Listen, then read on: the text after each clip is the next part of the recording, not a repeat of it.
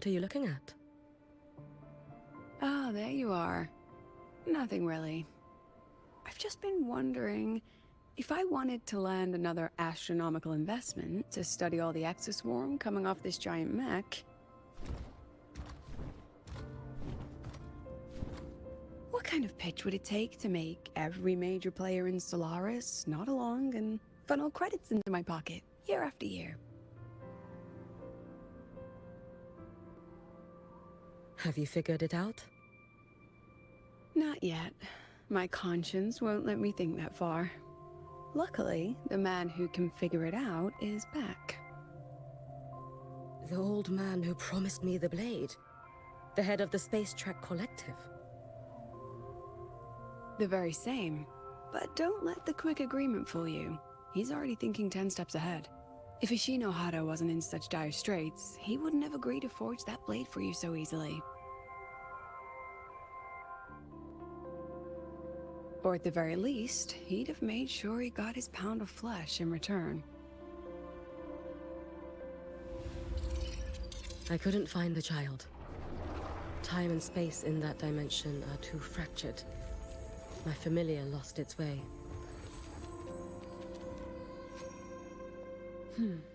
Then we need something that can hold out longer. A better way to search? Void matter reactivity has been high lately.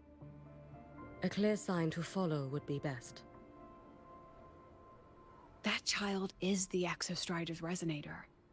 There's no clearer sign than that.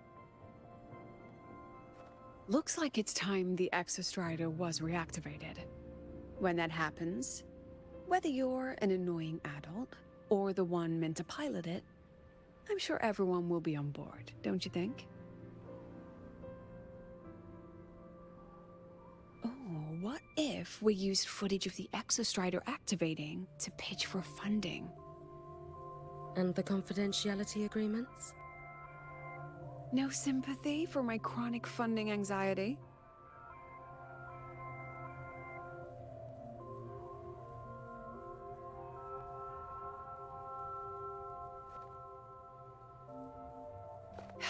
Fine. Go to Honami.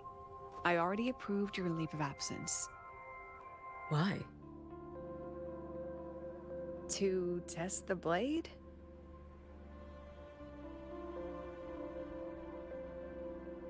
Even once the Exostrider awakens, there's still a chance it fails. If it does, what you sealed in the Dimmer Plains becomes a liability. But it could also be our ace in the hole. So, before I give you the thankless task of guarding those planes, go deal with matters of the heart first. Understood. I will return in one day. Take 2. Give yourself a day to look around. Go on. A Black Shores member will meet you there. I still have all of Dr. Luke's mess to clean up.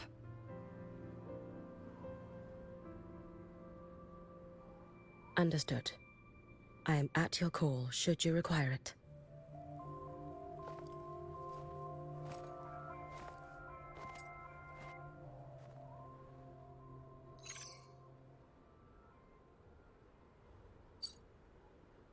Yes, I'm listening. So it's about Denia. I see. Let's discuss it in person.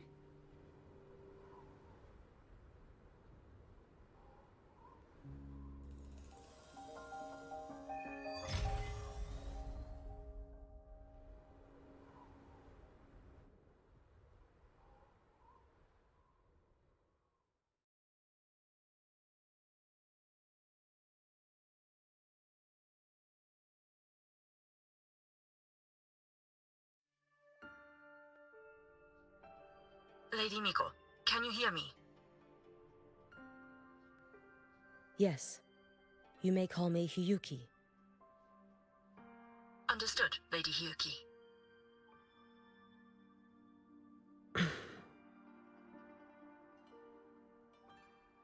Most of the left behind in Honami City have been relocated, but a few, the ones whose regrets run deepest, still roam the danger zones. Their unfulfilled desires concentrate the Lament's power. An incident just waiting to happen. With you here, I feel better about the situation. We didn't expect you to take this on yourself. Protecting Honami is the duty of the Miko of Flaming Sakura. I thank you for your support. Actually, I have a favor to ask. Oh, is it about Gyokuro, the former Miko?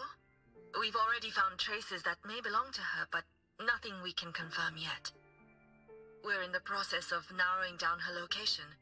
As soon as we learn anything, you'll be the first to know. I am in your debt. Oh, it's nothing. If it weren't for you back then, I would have... Anyway, I'll leave this area to you. You can rely on me. Was there something else you wanted to say? Nothing, Lady Hiyuki. It's just... Thank you for everything you do. Goodbye.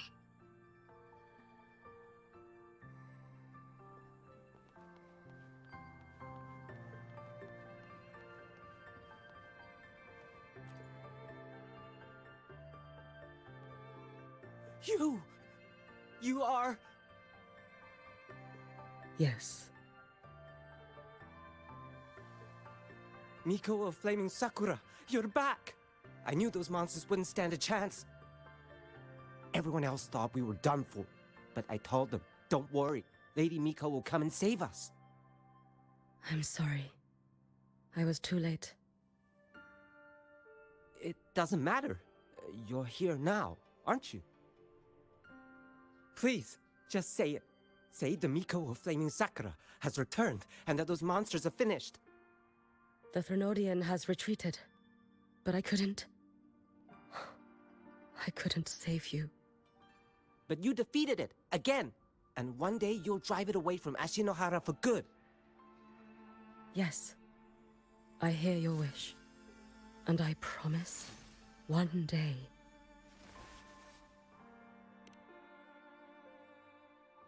I failed their hopes. No matter how many times we drive it back, the Threnodian always returns. When will we be freed from this nightmare Ashinohara?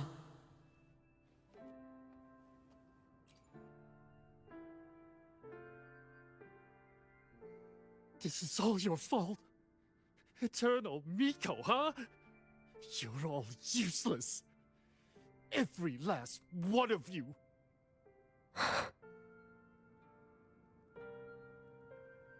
How do you even dare show your face in Hunhami? They're dead! Everyone's dead! I knew it. I knew the Threnodian couldn't be defeated. I should have run away as far as I could. Oh, Lady Miko, please! Do something, anything!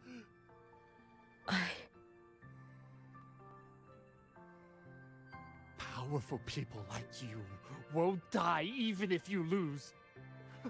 What about us? What about ordinary people? Just wait to be torn apart? I knew you couldn't hold the line. I knew it couldn't be killed, but... how do we go on from here? Lady Miko. Heroes. Tell me, what should we do? If you need someone to hate, let it be me. It's all right. Place all your pain, all your resentment upon me. May your soul be granted a moment of peace. If I had been stronger, could I have saved them? If only I had more power.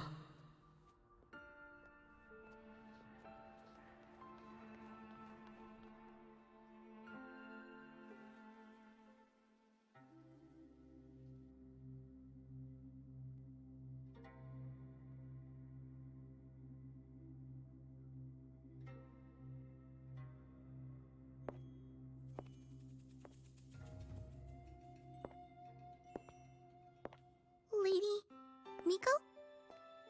Are you the Lady Miko?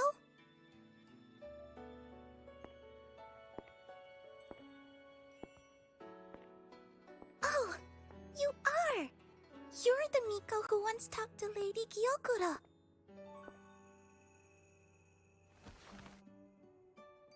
She told me about you. She said you're her most treasured family, just like my big sister and I. Your name is... it's... Hiyuki. Yes! Hiyuki! That's it! Such a pretty name, just like Lady Gyokuro's. My sister said if I hid here and prayed with all my heart, Lady Miko would come and save us. So...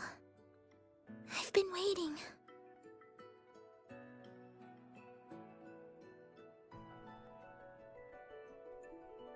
Little one, what's your name?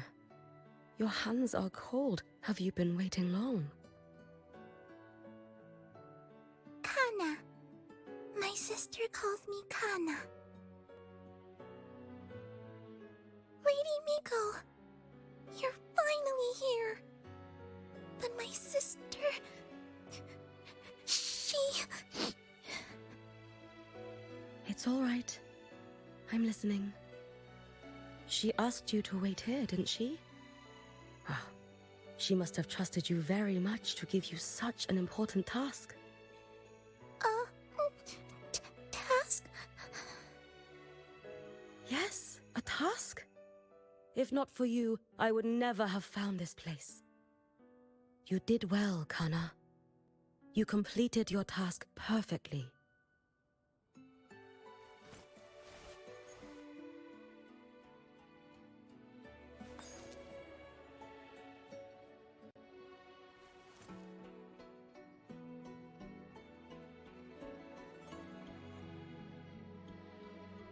Lady Miko, are you here to save Honami?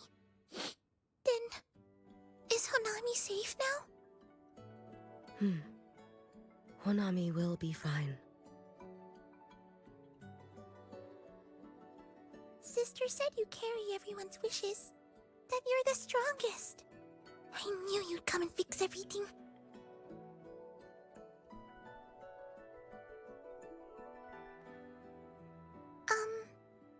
Lady Miko, can you help me find my sister? Of course. We'll both get to see our sisters again soon.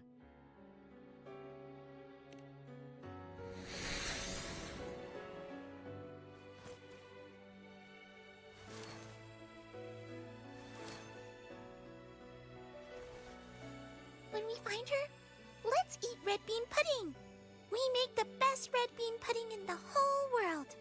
If you come try it, everyone will want some.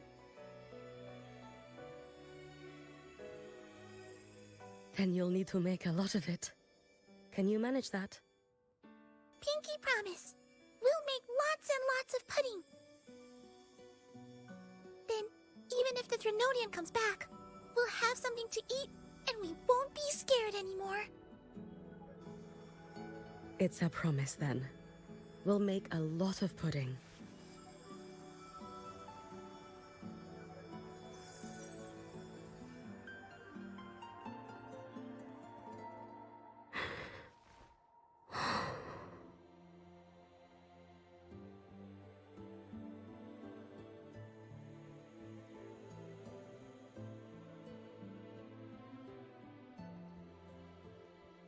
Red bean pudding. Gyokuro always did have a weakness for sweets like that. This time, will I find her traces and truly set her free?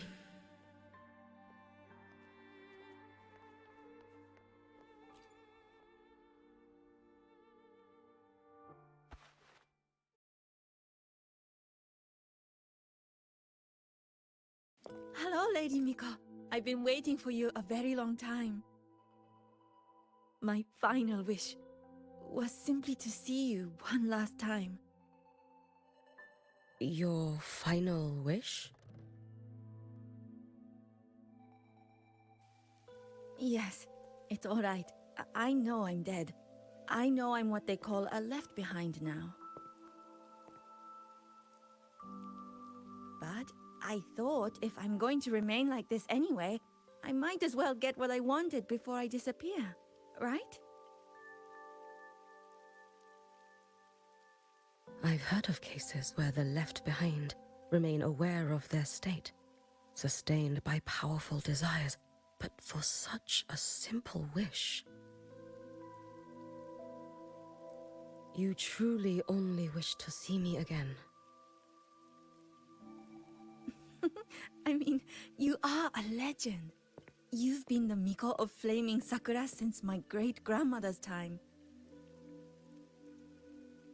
When I heard Honami was in danger, and that the Miko of Flaming Sakura would meet the Vanguard, I rushed here just to see you.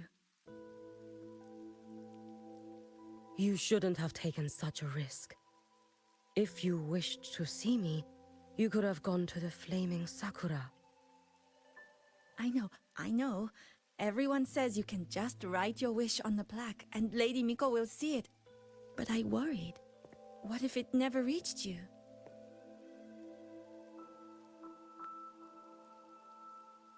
So I came all this way to make the wish in person. I wanted to see whether it would come true.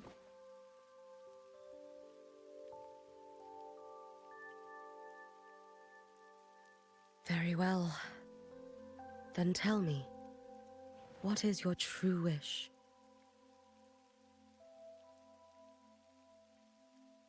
I wish for world peace, for people to stop living in fear of the lament.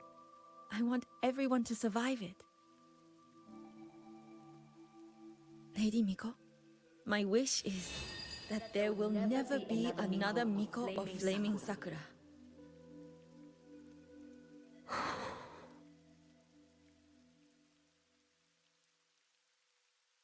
I see.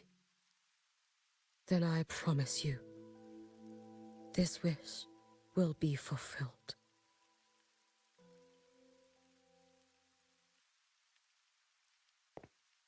I know it will.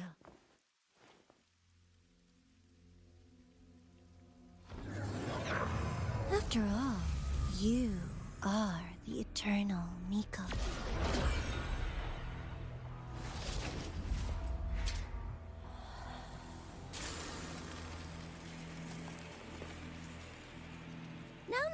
No need for that, Lady Miko. If you wished, you could cut down this avatar at any moment. But I think you'll find this far more interesting.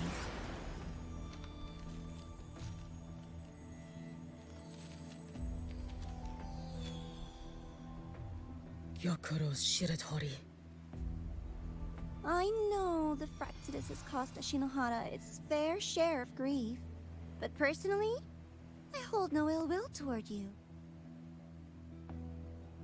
I had dealings with the previous Miko. It wasn't exactly a pleasant chat. But I promise you, her death was not by my hand. Just as you once witnessed, she met the fate all Mikos of Flaming Sakura share. She died, burning her future to ash to pay for the present. Aren't you even a little curious about what I showed her? If this makes you uncomfortable, feel free to cut through space and leave. This face of mine, of course, is entirely at your mercy.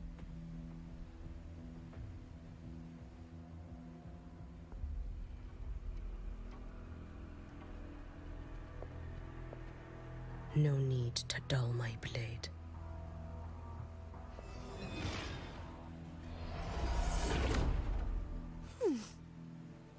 She wears the exact same expression as the previous Miko. I suppose one day she too will be reduced to ashes by her own wish. Oh, Eternal Miko. Is she simply arrogant?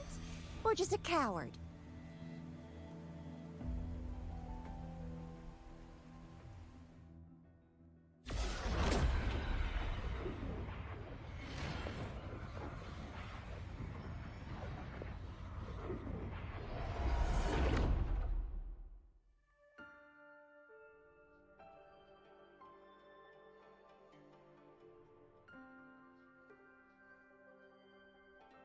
A peaceful Honami. Why bother with such an illusion?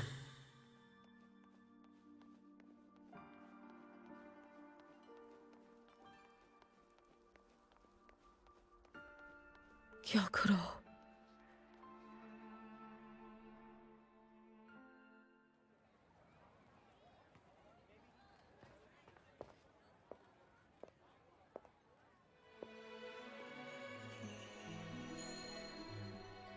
Lady Gyokuro, guess what?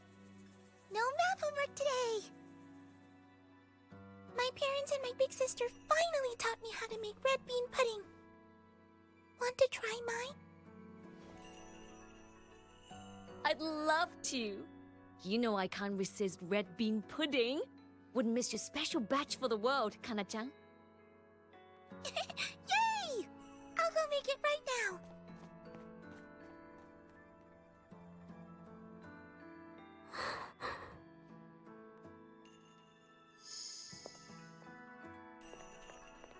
Anyway, I'm here. What is it?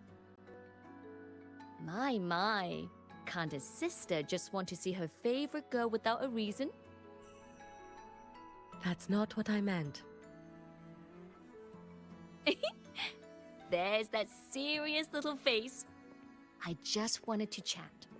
Always relaxes me. So, how are things at the Flaming Sakura? The usual. Many came to make wishes. The Thronodian's active cycle is almost here. Death will be a frequent visitor to Ashinohara once more. Prayers for safety, peace, victory. They pile up thickest at times like this. The Miko of Flaming Sakura is the bridge between people and the divine. A wish jar for all their hopes. We must listen to every single one. Lately, I've been hearing you ring the sutsu. To grant those wishes, you burn your future using the sutsu's power. Continue, and one day there'll be nothing left to burn. You should have stepped down already, Aniwe. Let me become the Miko of Flaming Sakura. Let me inherit the sutsu. Oh, I'm perfectly fine. I've got futures to spare, you know. You tell me, little Hiyuki, what's got you so fixated on this? Don't tell me you're secretly in awe watching my heroics on the battlefield and...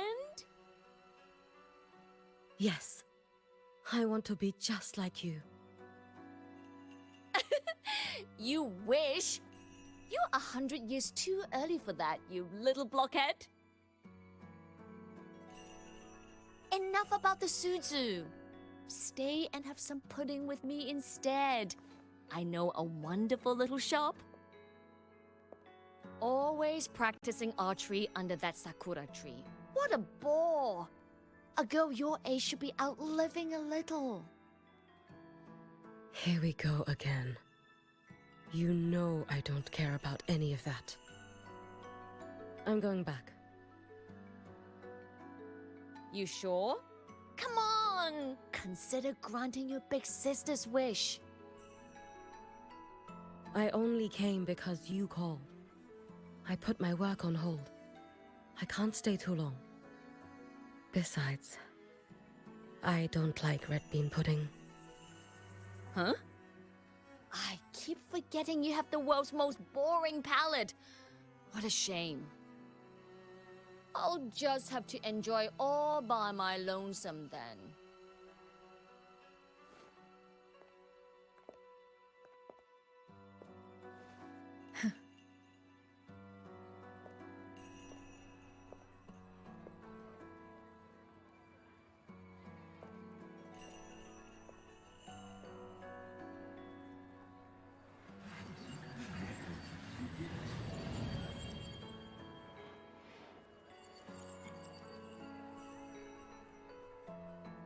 Gyokuro never once spoke of her own wishes.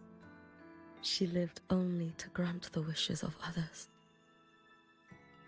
If only I had chosen to go with her.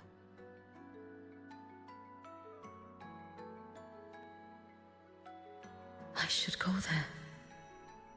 One more look will be enough.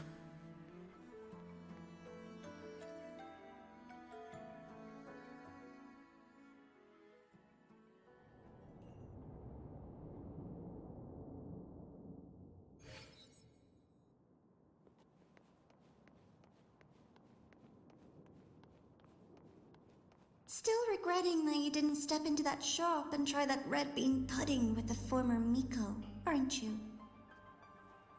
What's your point? The peaceful streets of Honami, the sweetness of red bean pudding.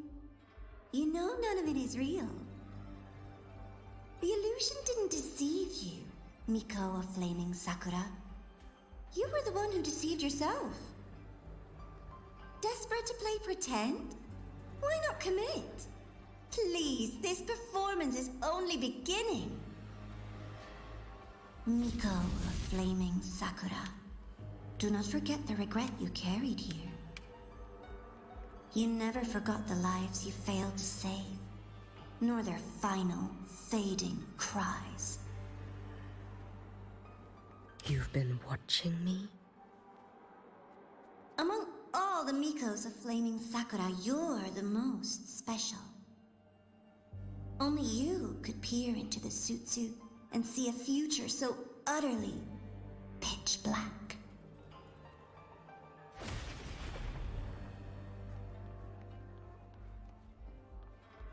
This is... Oh, you've heard the stories, of course. But none of them know what Rover really endured to reach this point.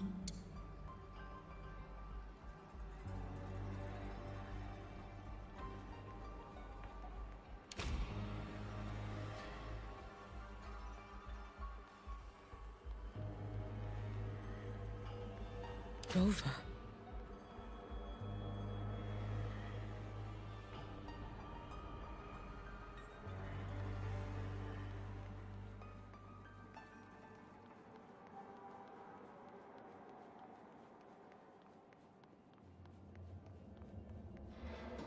This is... the Threnodian. Go on. The next act awaits you.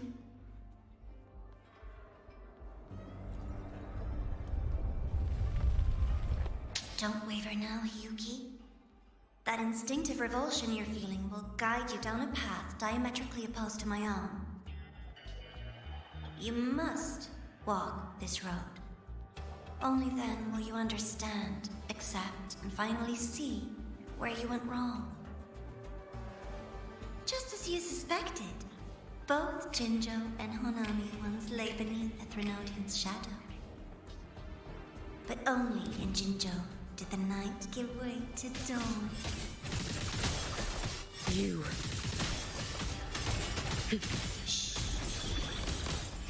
I would never deny their achievements, or hide the price they paid. That is their pride. And likewise, I would never deceive your eyes. This blade. It's as sharp as they promised. Once business in Lahai-Roi is settled, I'll take it back to Ashinohara.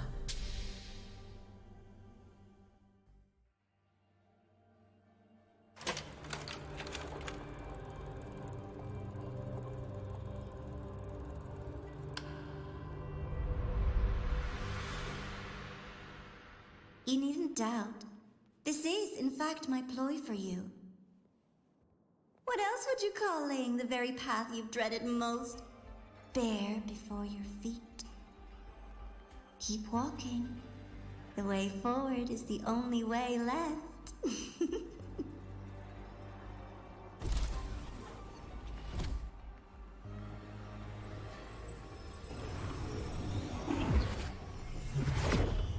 The inverted tower. I read the reports. Another place reduced to ruin by the Threnodian.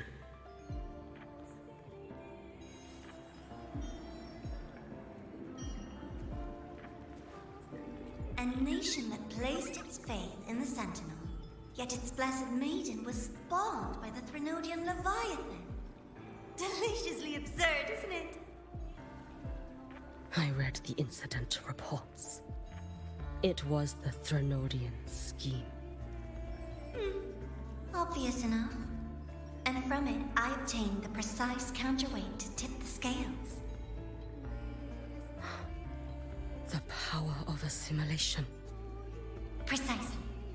After all, isn't that blessed maiden living proof? Proof that harnessing the Threnodian's power is a viable path. Is this... The fall of Imperator. As you know, even a Sentinel can't be a crutch for humanity forever.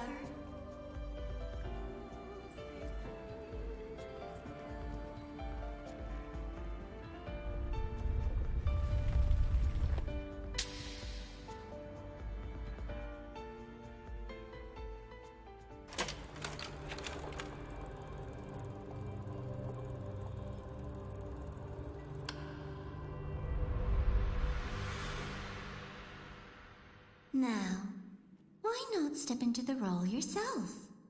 Experience Renacita's conclusion firsthand. Oh, and I made a personal appearance for the grand finale in Renacita. I couldn't very well abandon my rather childish subordinates like that, could I?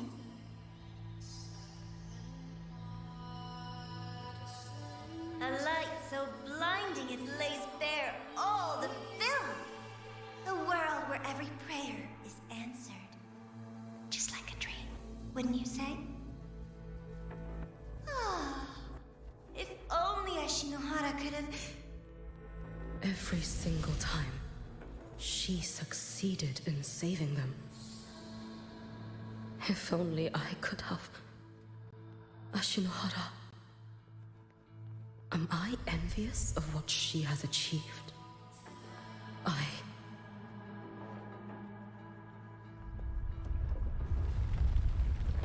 little sideshow before the end. You don't mind, do you?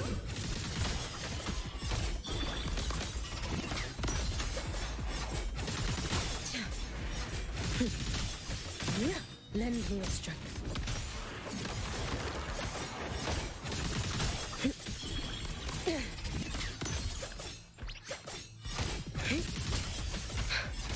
So persistent.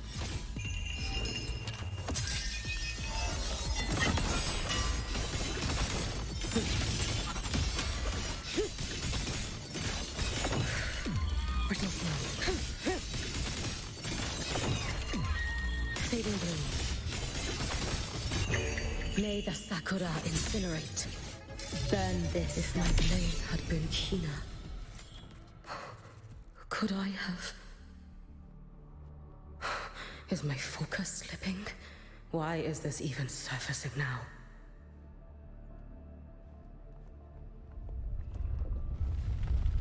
Take your time. We're almost at the finale.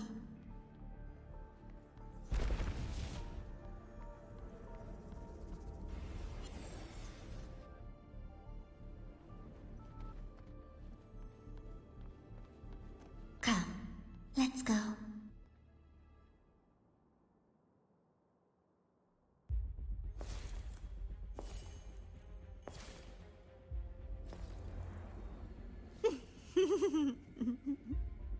Thoughts on the show?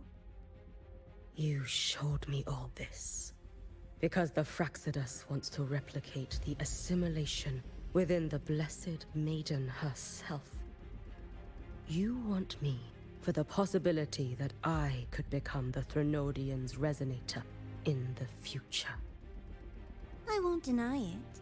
After all, among all the Mikos of Flaming Sakura, only you can see through that Sutsu and see a future so clearly entwined with the Threnodians. That is your gift, your talent. It is a dangerous curse. From Ashinohara's legends and the Space Trek Collective's investigative reports, you know who Rover is by now. As a savior yourself, what do you think of her capabilities? She's strong. You can afford to be more effusive. Unlike you, who failed Ashinohara time and again, she is the perfect savior. But let's be brutally honest. This world doesn't have a second Rover. She saved Jinjo and Renesita. But what about Honami? Solaris is full of dark corners like Honami. Places the Savior's light will never reach. You, Miko of Flaming Sakura, have a gift. You might not fear the curse of the Threnodian or Lament. But what of them? The weak, those not blessed by fate, and yet, is it really fair to place the weight of an entire world on a single pair of shoulders? Solaris needs more saviors, doesn't it?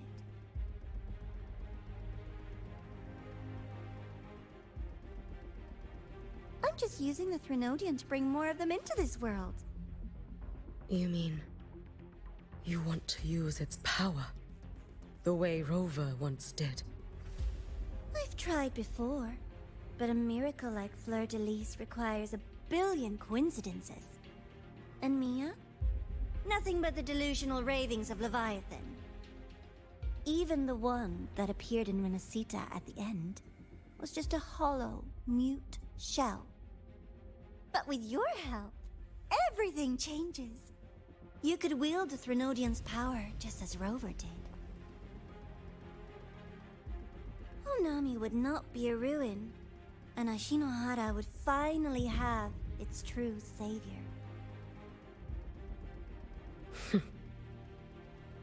I have to admit, your proposition is tempting. I desire vengeance against the Threnodian. That is why I seek greater strength. I stayed in Lahai-Roi to forge a blade sharp enough to kill it. But I will not discard my dignity as a human for it. I will not become the very horror I hate. Not even for retribution. You stand on Honami's soil. You stand on a graveyard of millions. Go on. Ask them if your dignity as a human matters. I think they tell you that simply staying alive is what matters. Eternal Miko, you know your limits. You've crawled through countless defeats, barely protecting Ashinohara from the Threnodian's assault. But what of the future? You are no savior like her. When you fall, who will take up the Sutsu? Who will walk this lonely, futile path next?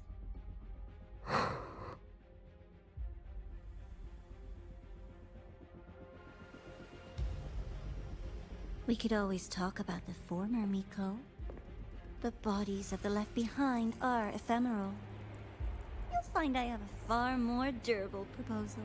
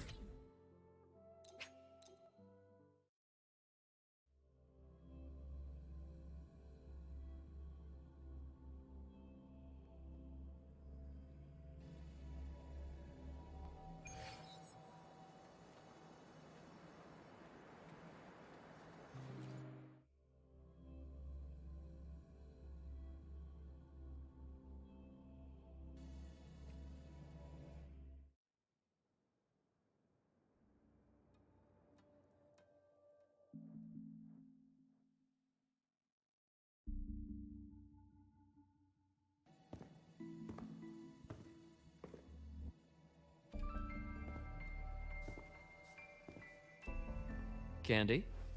It's a new flavor. Sigrika and Linné suggested it. Great for lifting spirits.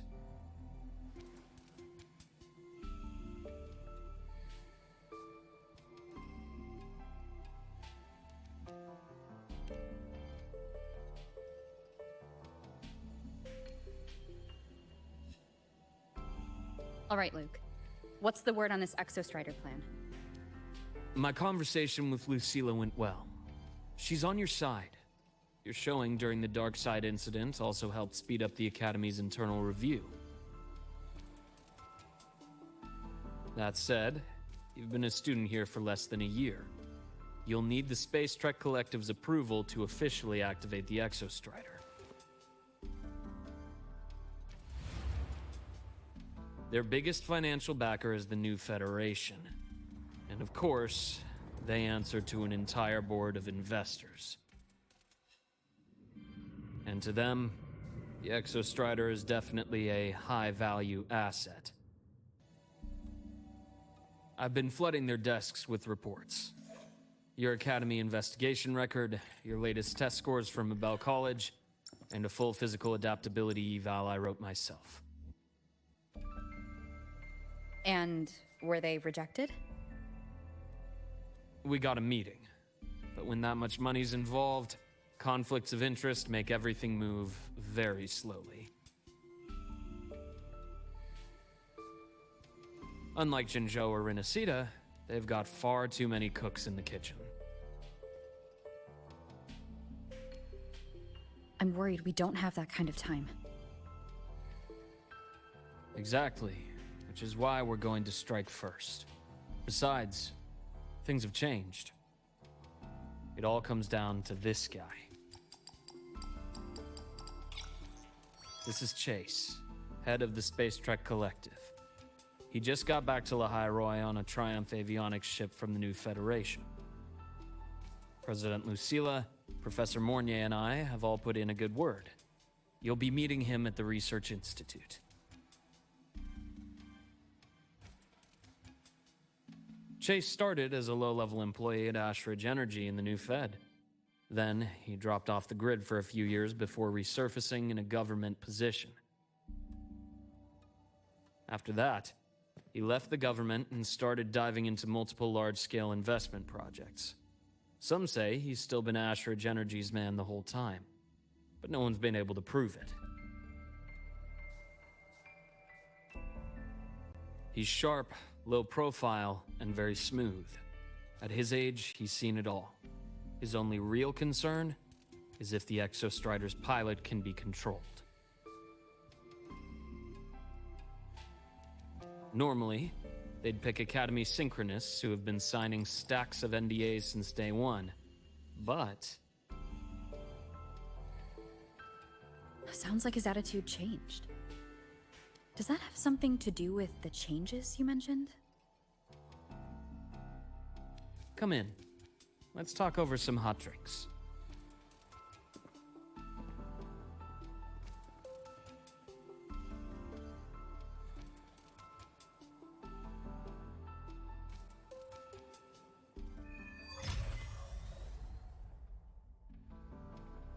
I heard Lucilla asked for your help after the ceremony. How did it feel working with her? Well, at first she was pretty dominant, steering the conversation the whole time. But now I understand it's because this academy means so much to her.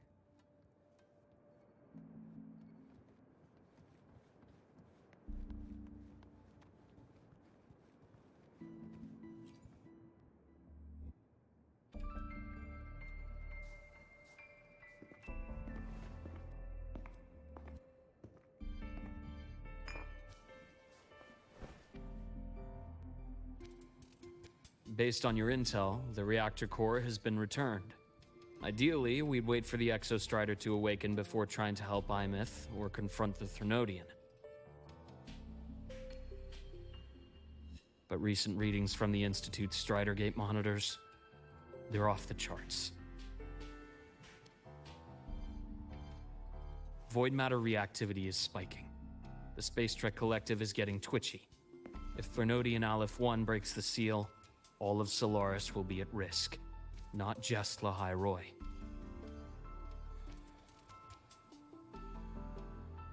Now, the Collective didn't establish itself here without binders full of contingencies for a Threnodian event. Problem is, every one of those plans would scorch decades of scientific progress. Which, in our case, actually gives us some leverage. Enough to have a real conversation with their head. Then I'll convince him. I'll show him the lowest casualty count is the only one that makes sense. He'll have to approve me as the synchronist who pilots the Exostrider.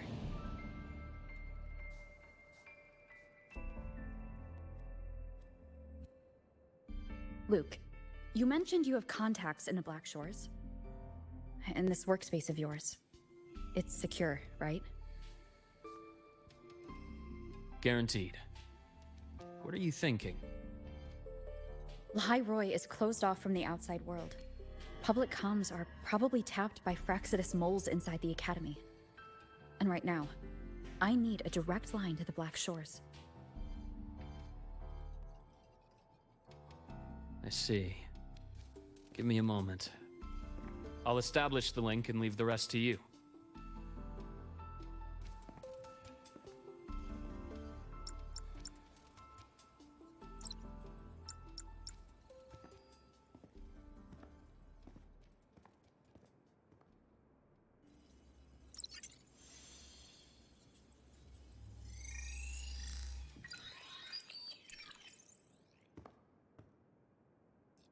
I received your call, Rover. Is the situation in Lahai-Roi that dire? You look exhausted.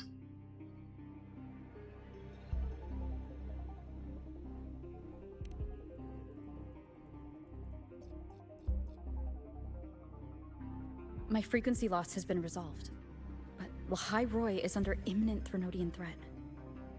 I need your help, Shorekeeper. Understood. For this purpose, both I and the Black Shores exist.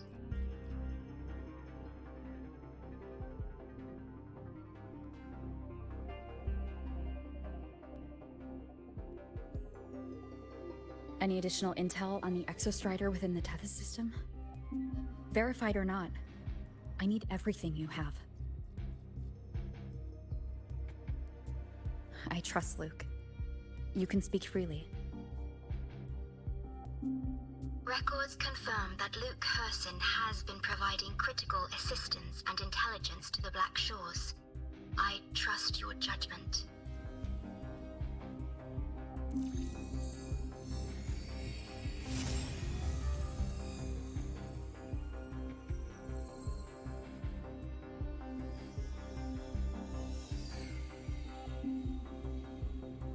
After the founding of Star Torch Academy, most information fell under their seal of secrecy.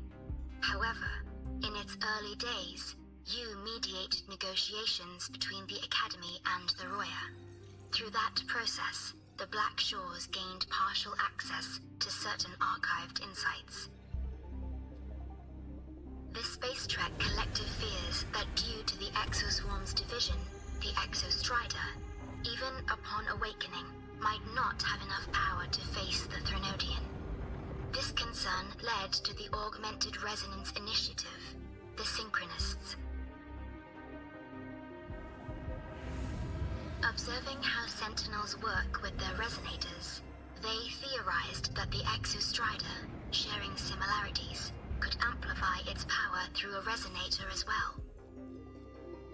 However, considering your link with the Exostrider, the Tether system does not recommend this method.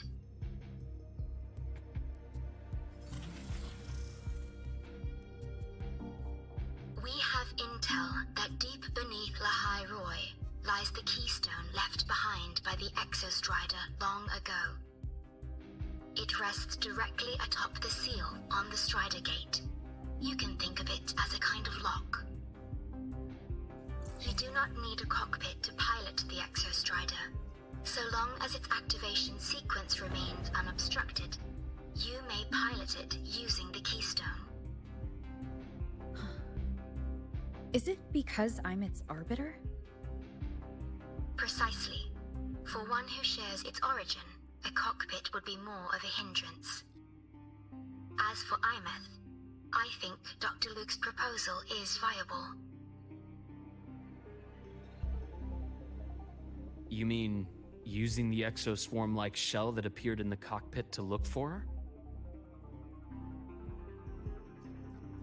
Yes, the connection between frequencies will help. Rover, bring her with you when you activate the Exostrider. Sure. While I'm there, the Black Shores will need to keep a closer eye on Lahai-Roi. I understand. I'm counting on you, Shorekeeper. As long as I may be of help to you, I am content.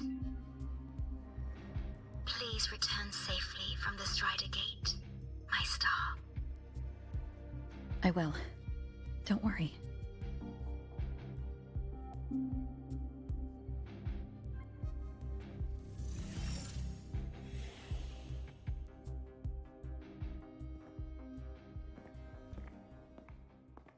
I'll inform Lucilla.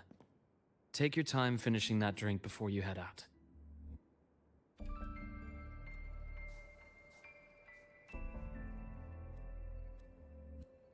What do you think? I'm about to ask a man to sign off on a crazy plan, and I can't even promise him it'll work.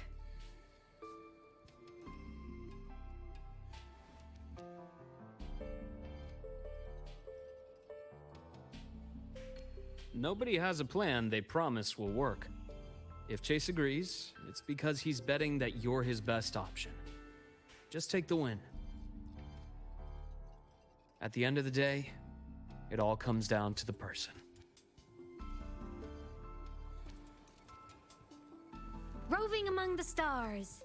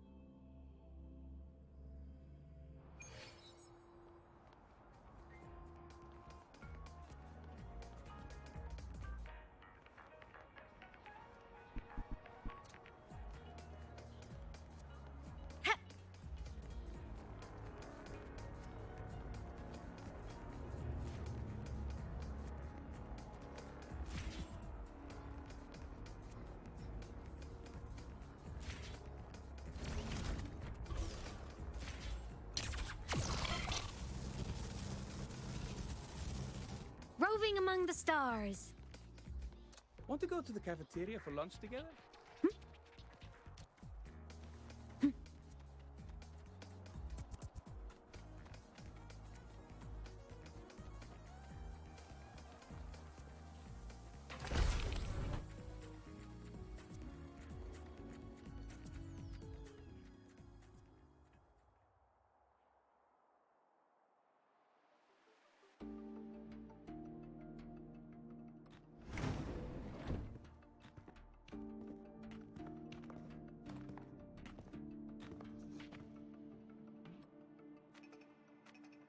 Mr. Chase, this is the student I mentioned, Rover.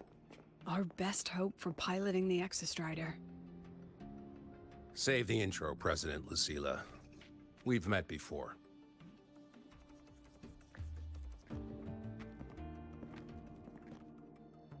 Before?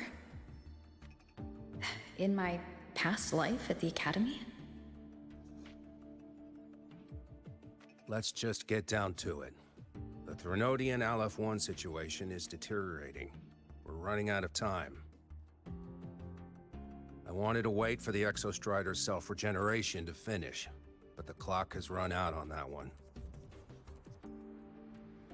So tell me, Rover, why do you want to pilot the Exostrider? What's the play? To find Imeth and put down the Threnodian. Imeth. Name rings a bell. The one with the high sync rate. Her disappearance was a real loss for us.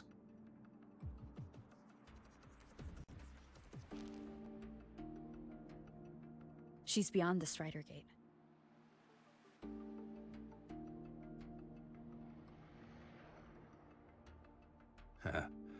I see how it is. But finding one person in a goddamn interdimensional haystack? Not so easy. You understand our position. The Threnodian is our priority.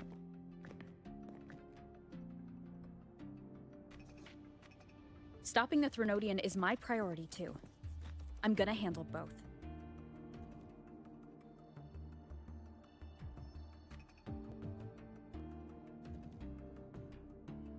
Look, we have the same objective. So like you said, let's just get down to it. If void matter erupts, Lahai-Roi is ground zero. Every one of your projects will take a hit.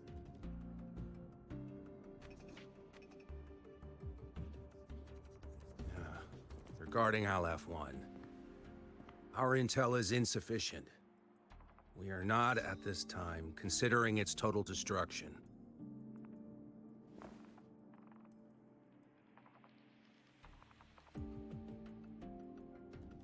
What we need is for the Exostrider to reinforce the seal on the Strider Gate. To do that, we need a qualified synchronist, and we need the Institute's drive replica. When that gets embedded in the Exostrider's chest cavity, then its repair is complete.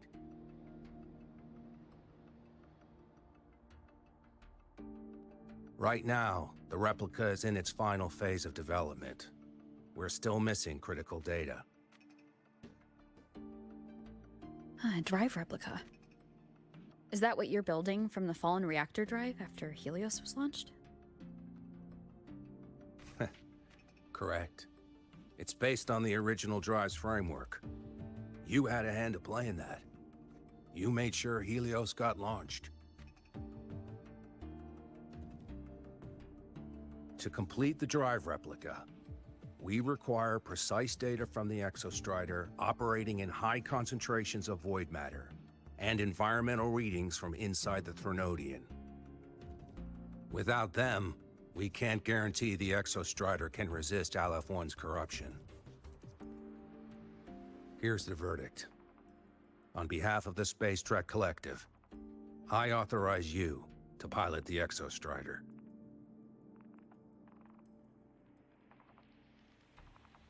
But remember, our objective is the data. We need readings from the high concentration zone to complete the replica. And your personal mission gets 10 minutes. That's the max duration our void matter barriers can cover the Strider Gate once it's opened.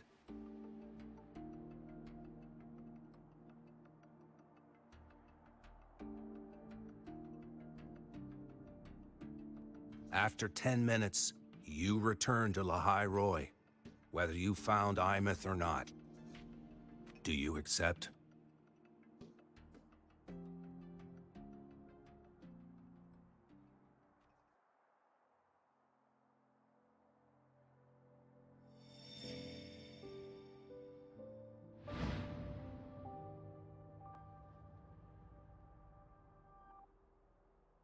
Deal. One more thing. I won't be using a cockpit. Just show me the way to the Keystone and have the Exostrider ready. That's all I need.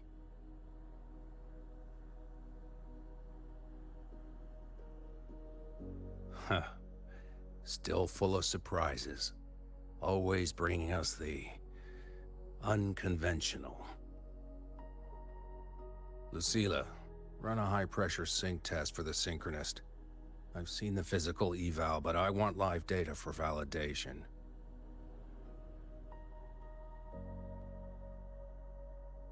The moment the numbers hit green, we'll begin preparations for activating the Keystone and deploy void matter barriers around the Strider Gate.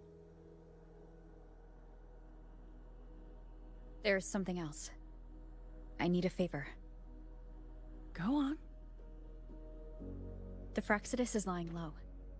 Even after failing in the dark side, they could move the moment the Strider Gate opens. Ah, that's what's on your mind. Well, I have an update. Remember Sigrika's friend? The somewhat lackadaisical one?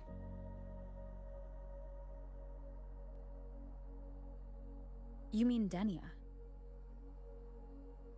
That's the one. She's gone missing. Our investigation points to her being the agent the Grand Architect referred to. But don't let it distract you. I have a reliable friend keeping an eye on Fractsidus activity. You just focus on waking the giant. Leave the rest to us, Rover.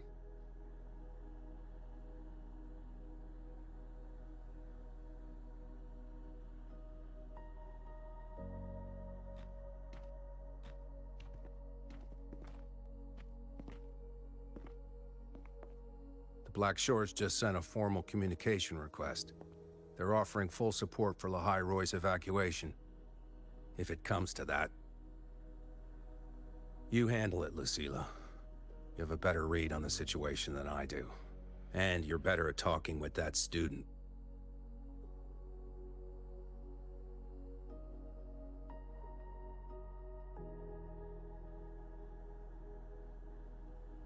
If there's anything else you want to ask me, now's the time.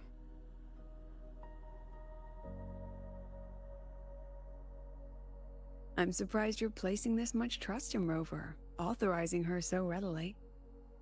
Any particular reason?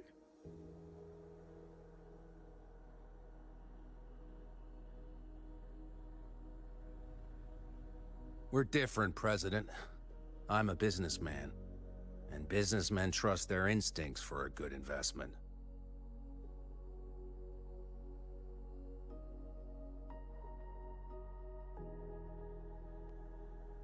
The Threnodian could strike at any time.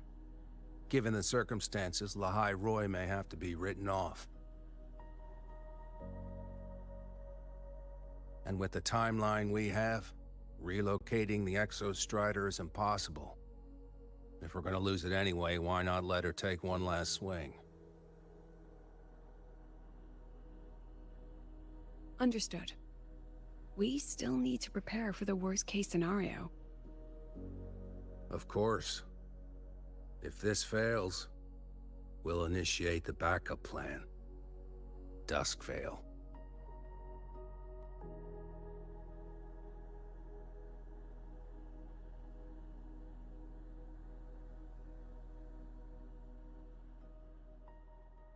Ugh, that guy gives me the creeps.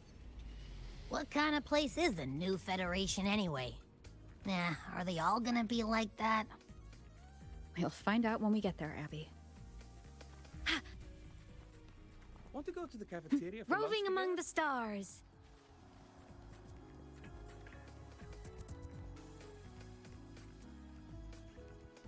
So you're that student, huh?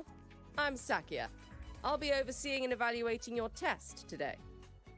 Lucilla filled me in on everything. This synchronization test is far more intense than the standard procedure. We're simulating the neural load of a direct link with the Exostrider. If you feel anything off, you call it. I won't allow the test to continue under overclocking conditions. Review and confirm the safety protocols before entering the cockpit. Good. The cabin systems are configured. The simulator cockpit is right there. I'll be watching your metrics closely the whole time. I hope you pass the test smoothly.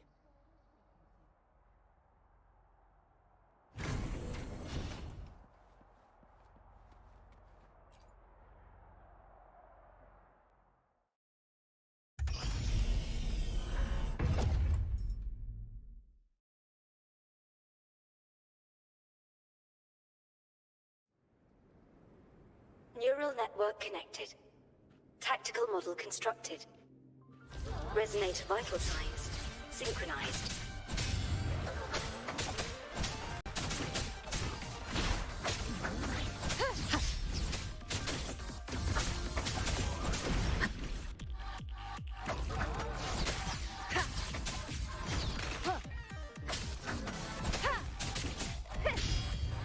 One with the sound.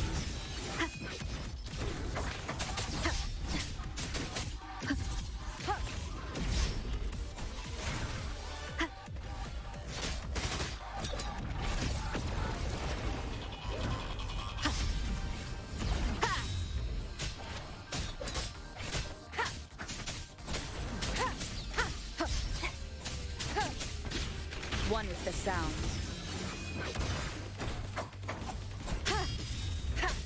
None shall whisper. Shadow, follow!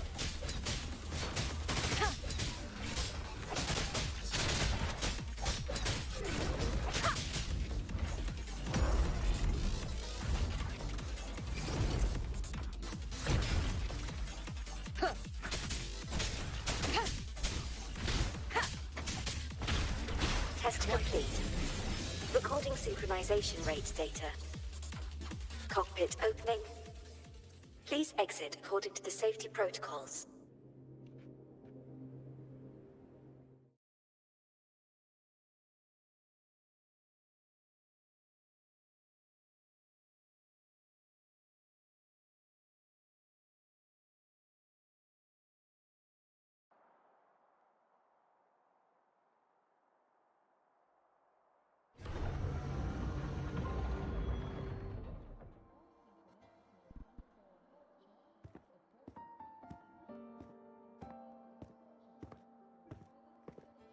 How did you get all the way here from the lake house? She wanders into the academy sometimes. Usually her caretaker bot escorts her back pretty quick, but today she was being difficult. We'll go back together in a bit, okay?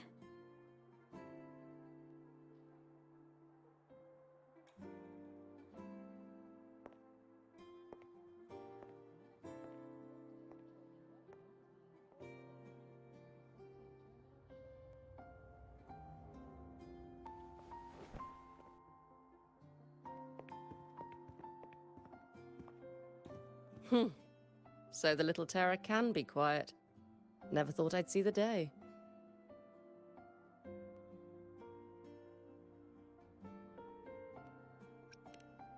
Back at the fan meeting, people mentioned a Sakya. They said she was Imith's teacher. That she actually really cared. The last day I taught her, she wrote saving the world as her career path. I asked her if that was really what a synchronist should be aiming for, then gave her a piece of my mind and told her to rewrite it.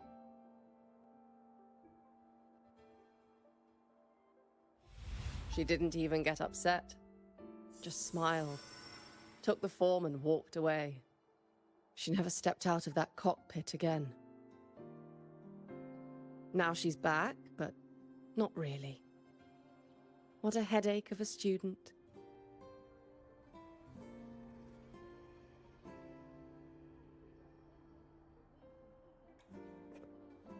Usila told me you're her family. Is that true? Yes. And you're planning to pilot the Exostrider and bring her back from the Strider Gate? That's the plan. Sounds like an absurd, bold, utterly delusional idea. No one knows what's actually behind that gate.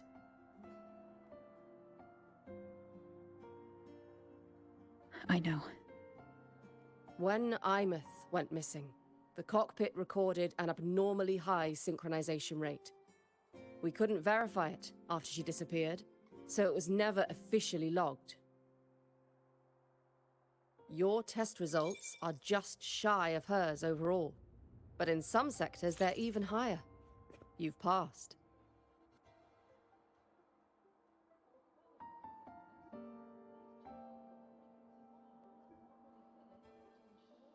I hope that absurd plan of yours works, and that you bring my student home.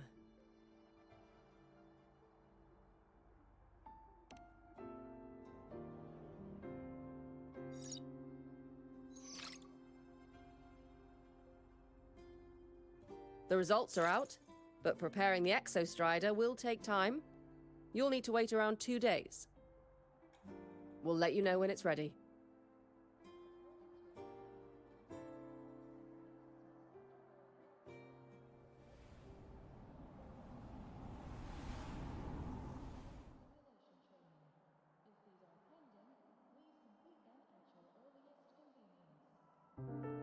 Cassette.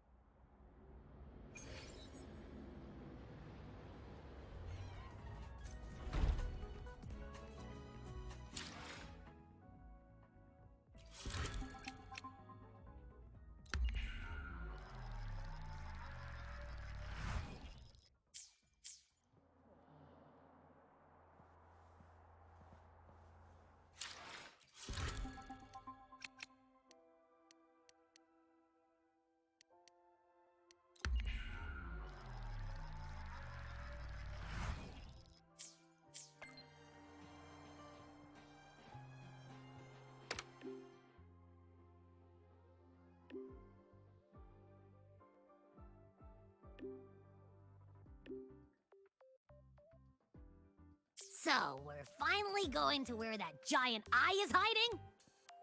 Yeah. And Abby, if you think it's stronger than you, don't try to be a hero. Okay? I've got this. But, we don't know how much strength is hiding behind that gate, huh? Our priorities are the data and Imeth. A direct fight with Aleph 1 can wait until the drive replica is ready.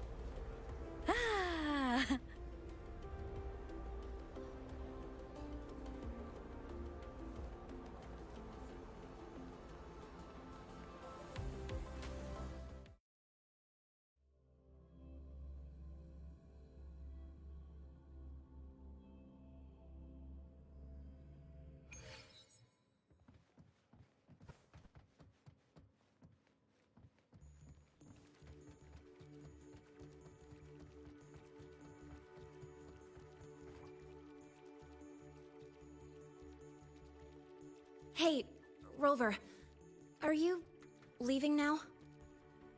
I kinda cornered Professor Mornier, bugged her until she cracked. So, you're gonna pilot the Exostrider. You feel nervous at all? I know you're awesome and all, but nobody's ever done this before. Nobody knows if the Exostrider will even move, or what else might go wrong. Everything's felt so heavy at the Academy lately. Teachers are stretched thin. Even the nearby exoswarms seem restless. Lene, are you nervous? Okay, fine. Is it that obvious? Look, after I aced the entrance exam, I thought, sweet, life's gonna be packed again. Non-stop. Like it used to be. But just when I was ready to finally be a student, my bubble popped. My brilliant student life. Poof. And done. The Threnodian, void matter, the Frexidus. They're breathing down our necks. And I can't do anything to help you fight them. I just have to stand here and watch you walk into danger alone. It makes me feel totally useless. I'd feel worse if I dragged everyone in Lahai-Roi into danger just to back me up. Of course, if things get really desperate, we'll have to face it together. for now, when I look at all the students who came here chasing their dreams, I want them to stay students. Because... Whew, dang, that's a heavy title. We're in the same year, you know. But I get what you're saying. Making you waste time on a pep talk when you've got a world to save? I do need to grow up. But I won't just sit around. I'll be on standby. Whatever the Academy needs to support your mission, I'm in. And when this is all over, we're going for a drive.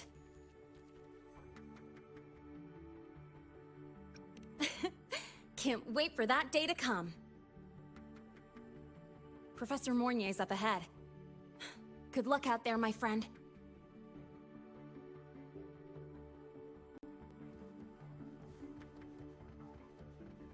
Roving among the stars.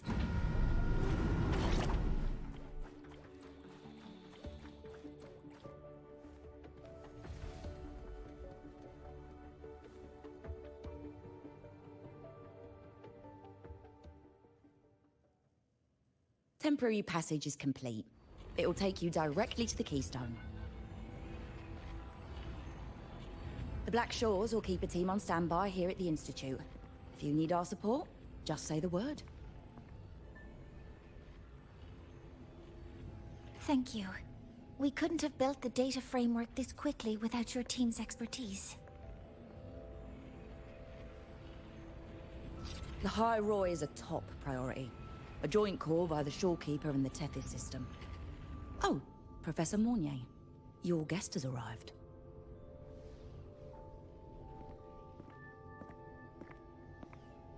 Ah, you're here.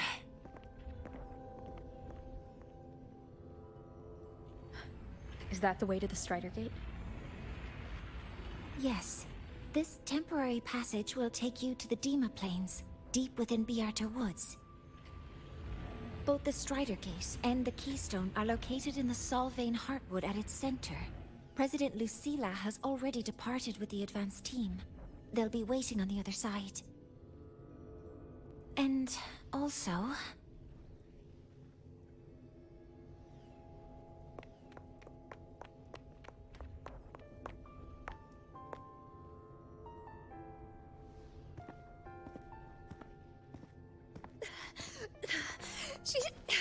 She's too fast. What happened? Professor Mornier, she suddenly bolted into the cassette depository and took this. This is...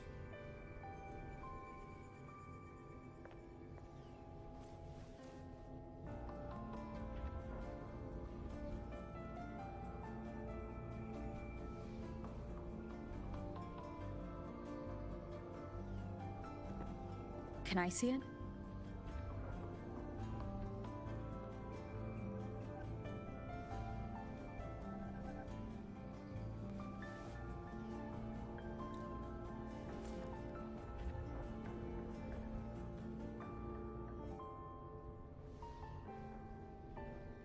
I'll give it back in a moment.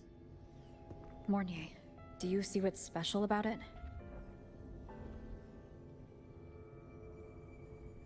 This ID number. I saw it in the student file during her inspection. This is Imeth's own cassette. It's been stored in the depository since she went missing. Why did you want to bring this now? It may be instinctual. Dr. Luke did say this exoswarm-like shell shares a frequency link with the real Imeth.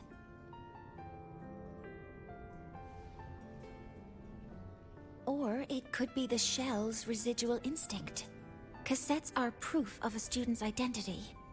Or it could be a weak signal sent from the Imeth beyond the gate. We can't determine which theory is correct yet.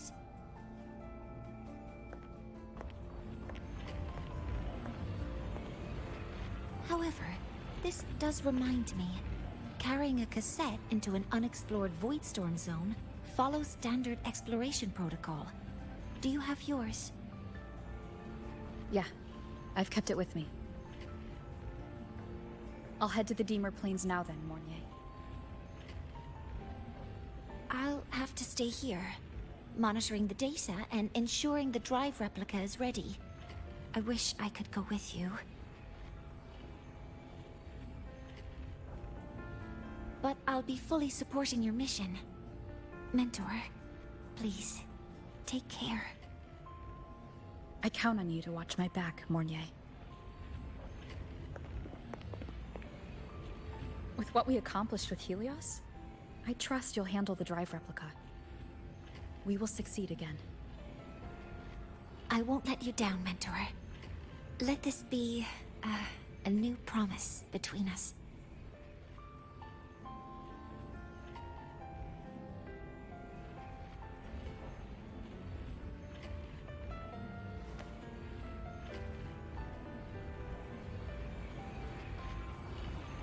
Let's go.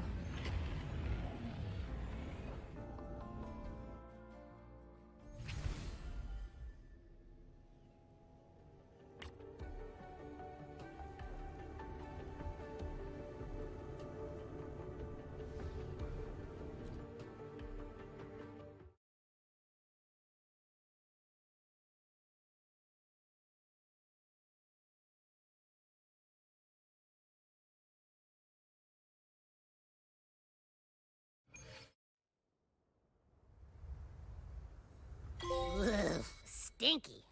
This place reeks. The smell of that giant eyeball's getting stronger. That massive glowing tree. Is that the Solvane Heartwood?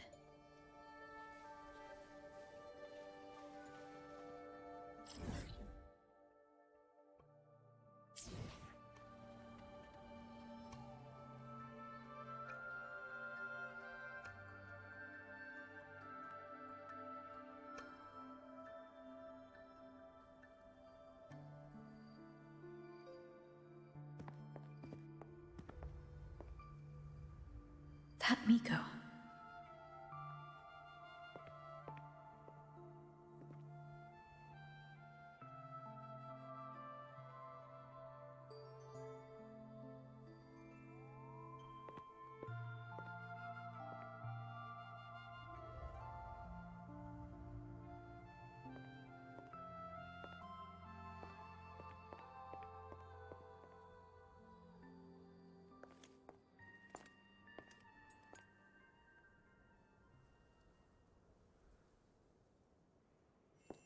Wait, before you go, you should say hello to her.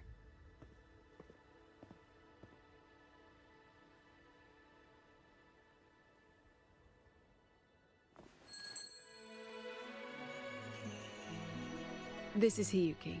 I told you about her before. The only reason we could set up the monitoring equipment so quickly is because she cleared the way for us.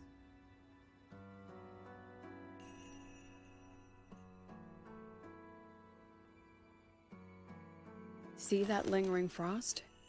10 years ago, a void matter rift opened in the Deemer Plains. Hiyuki went there alone and sealed it.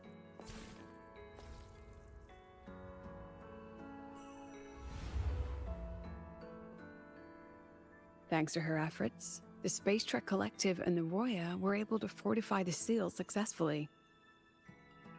Every task the Academy assigns her, she completes flawlessly.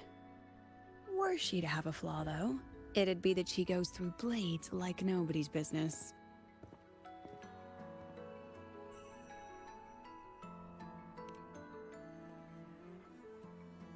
Yes. Lucilla spoke of what that child did. She is a good one. Strong.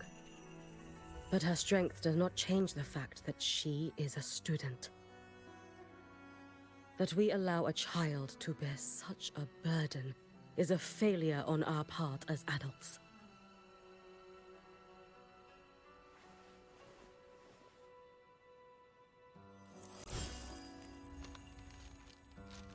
I sent this white bird to search the void matter's concentrated depths, and I am certain I felt her frequency. Somewhere in void space, she waits. The collective pursues what is right. But your quest to save the one you hold dear... that, I understand. Very good. But I'm afraid we can't say more than that, okay? Right now, both sides want the same thing. That's the best we could ask for.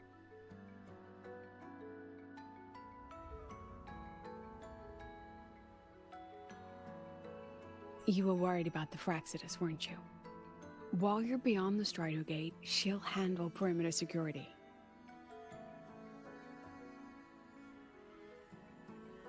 She's hunted both the Threnodian and the Fraxidus for a long time. There's no one better for the job. Right, Hiyuki? Yes. Those two Fraxidus members. I will track them down. Here. Take this.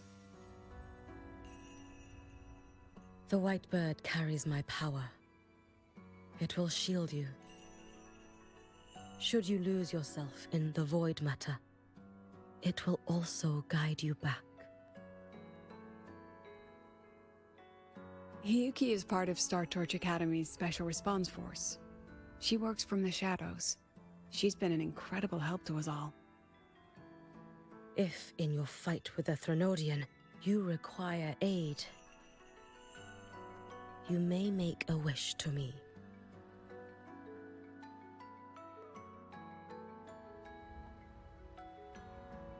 How about I go first? I wish for peace and safety across the Dimmer Plains.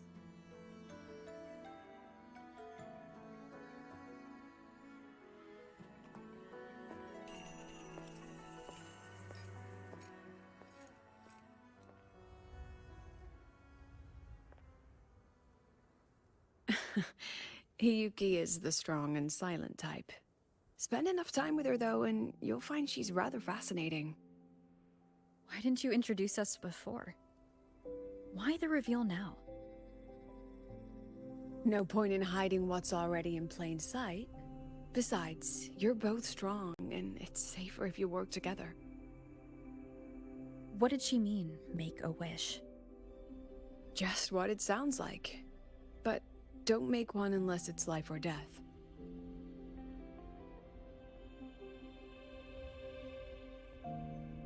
Granting wishes always comes with a price.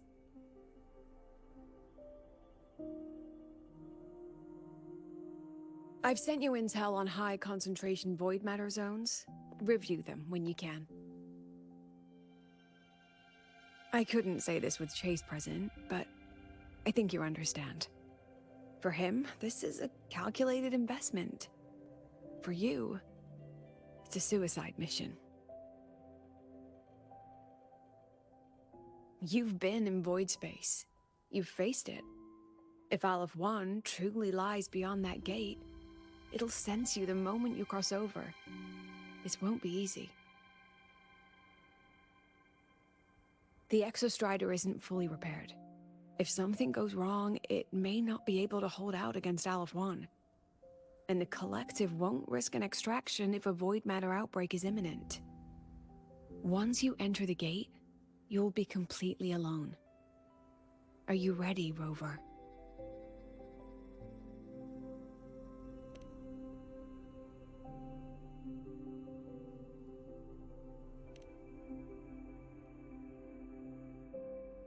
I've been in situations like this more times than I can count. If I only cared about walking away clean, I wouldn't have gotten this far, or be standing here now. So, thanks for the concern, President.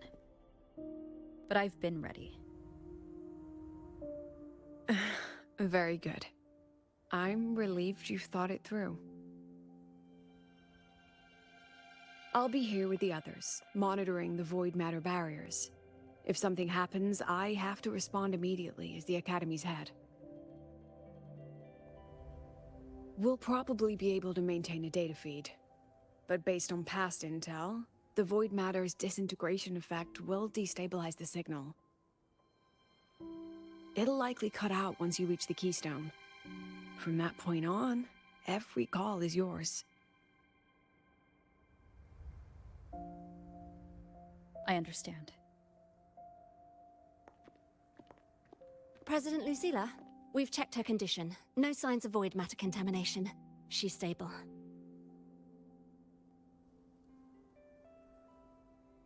All right. Go on, Rebel College freshman.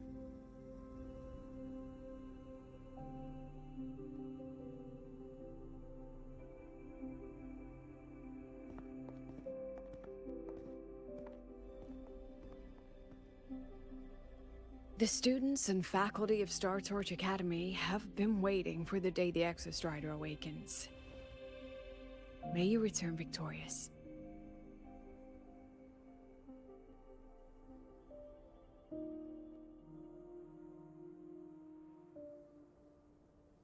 Void matter gauge readings are stable. No abnormal fluctuations at the Keystone. The synchronous vitals are within the expected range. All readings normal. Frequency. Delay.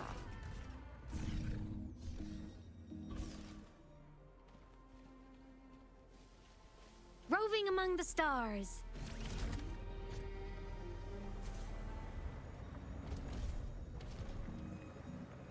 The signal's cut out.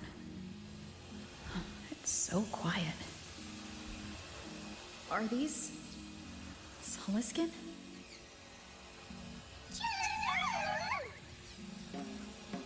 Are these little guys guiding me to the Soulbane Heartwood? The Soliskin merged into the roots. They didn't return to the Exostrider through the Solace trees. They used themselves to reinforce the Keystone Seal.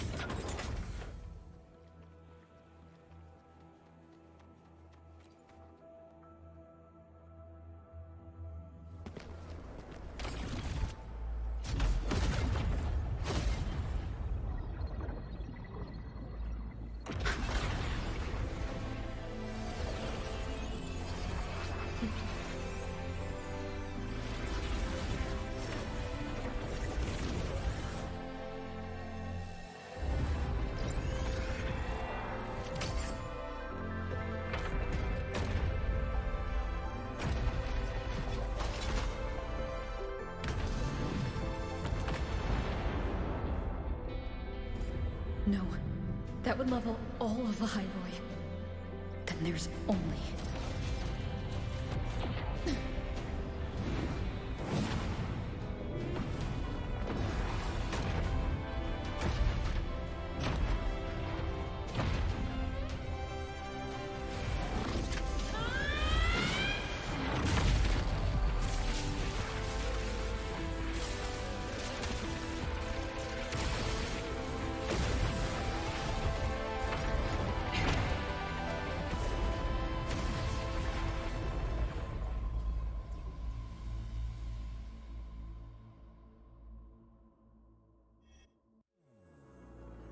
Starting to feel dizzy.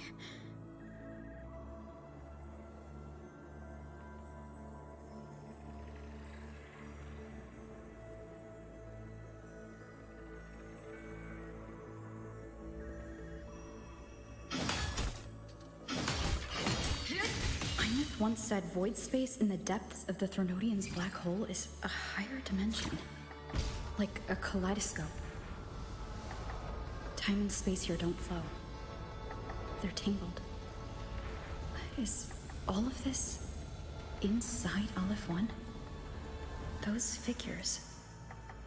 That's Space Trek Collective in Royan clothing. They're reaching for something. Can't make out what. That frequency. Is it Imeth?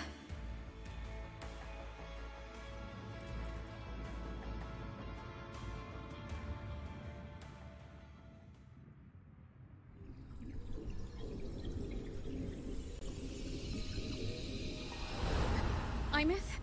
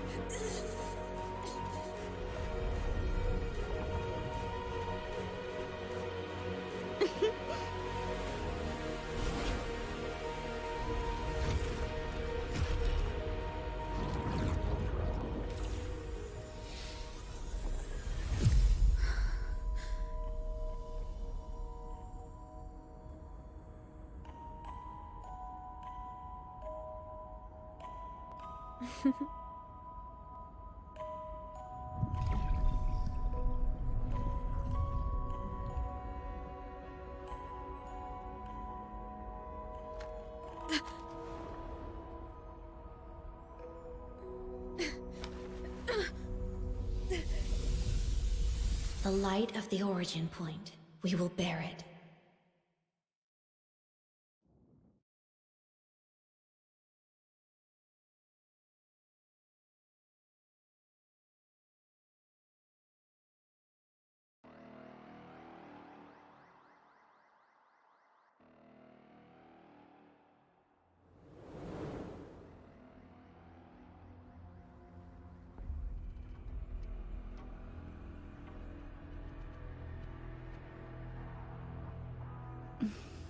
Am I back at the academy?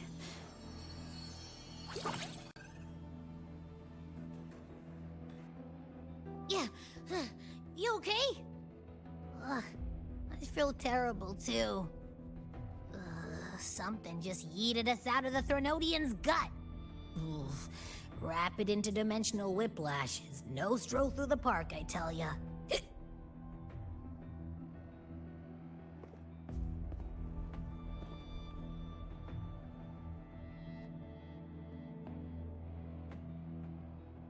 The Exostrider isn't here. Uh-huh. The big guy's still stuck inside the Threnodian. Did you see that freaky black hand that popped up in the cockpit? The whole dimension freaked out, like it was trying to spit us out. Next second, the void matter had flushed us out here. I saw Navora in the flashes. It's the Fraxidus. Has to be. Everyone was standing right here. This is where void matter began to contaminate the sky.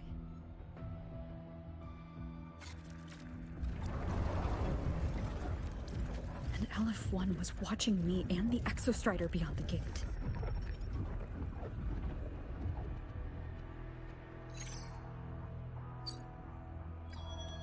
Mentor, finally got a hold of your signal. We lost contact for an entire day. Everyone's been worried. An entire day? It felt like minutes.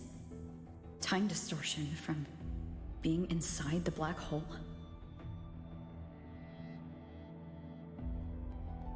Mornier, I'm fine. We had an incident. The Exostrider is still inside void space beyond the gate. And now, even the Academy inside the void matter barriers is getting hit by void storms. What happened while I was gone? After you went in, the data transmission was perfect. We were celebrating. But not long after, void storms began to erupt even inside the Academy. We haven't been able to find any breach or source to explain it. Most of Lahai-Roi has been evacuated to the Collective's escape pods, with Black Shore support. Those who remain are gathered here at the Institute.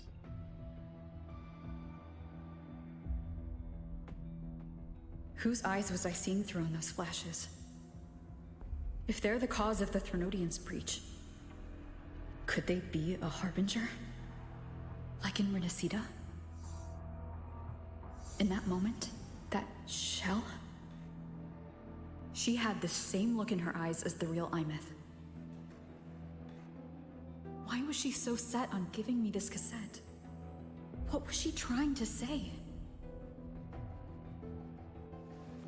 Looks like I'll have to open it up to find out. I'm coming to you. I brought something back from the other side and want you to see it first. The Threnodian struck like a bolt out of the blue. We may not know why yet, but we need to figure out our next move together. Understood. We'll be waiting for you at the Institute. That's a lot of Wavesline messages. All from when I was beyond the Strider Gate. I really made them worry.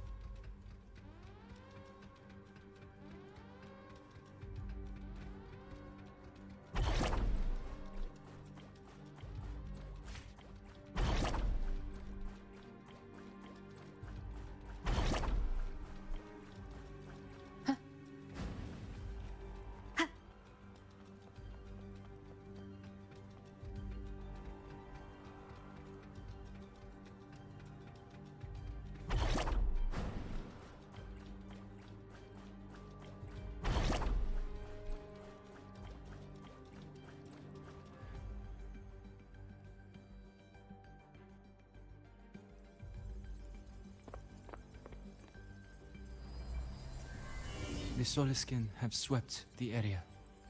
None remain in Bjartar Woods. Someone just posted a call for help on the campus's Wavesline group chat. I'll go back to run a final check later. Sigrika, are you sure you alone can handle it? Don't worry, I have my runes. They'll help me drive back any contaminated exoswarm. The Soliskin will guide me too. I'm coming with you. Finding people is one thing, hauling them back is another. It'll be faster if we take my motorbike. Status report, Professor Mornier. The launch orbit has been confirmed. The drive replica is projected to launch in 16 hours, at which point it will initiate Duskvale. Then we evacuate every remaining soul in Lahai-Roi before that window closes. Check the ships at the Royal Frostlands port, in addition to the escape pods. We don't know how long Duskvale will hold. No one stays a second longer than necessary.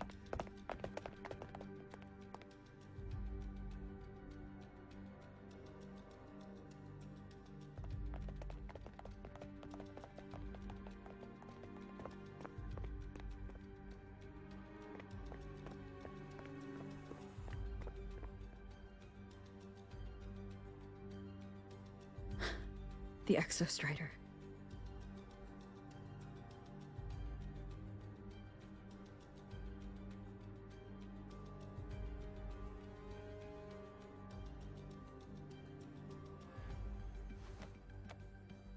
I heard from Professor Mornier. You went dark for a full day.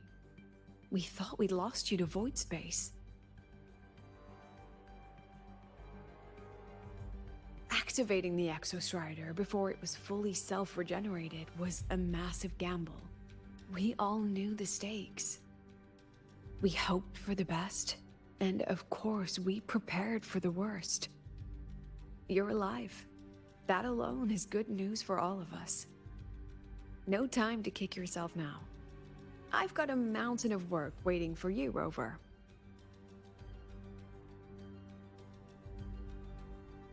Please, have a look at this, Mentor. The Research Institute is running the final modifications on the drive replica now. The Roya are assisting with assembly and verification. It's built from the framework of the fallen reactor drive. Various materials from the Exostrider, too. It's everything Lahai-Roi has been working toward. This man-made heart is our final legacy for Solaris. In 16 hours, we launch it into the canopy above Lahai-Roi. Once evacuation is complete, it will activate, transforming the canopy into Duskvale. It'll contain the spread of void matter. We only finished it because of the data you sent back from beyond the Strider Gate. See? Not a total loss after all.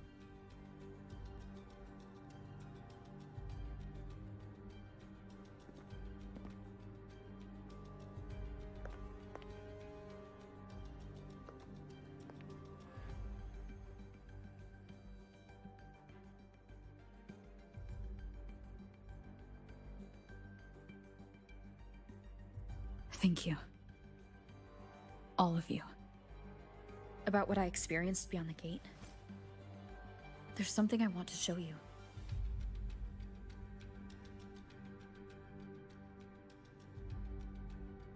I don't think she gave me this cassette for no reason. Whether it's her shell or Imith herself, she was trying to tell us something. A cassette retrieved from within the Threnodian. Huh. Now that is intriguing. Professor Mornier, is the analyzer in the cassette depository still operational? We can head there now.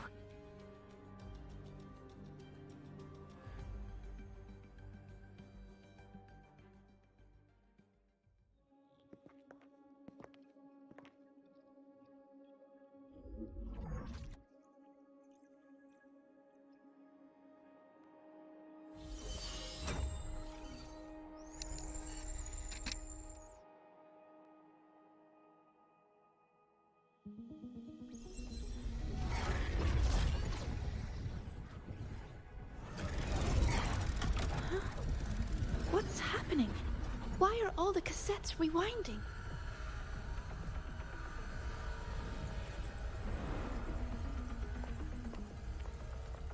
The whole server bank's going nuts. Every screen is flickering. Oh, the data volume is far beyond the cassette's capacity. It's as if thousands of people left their records in it.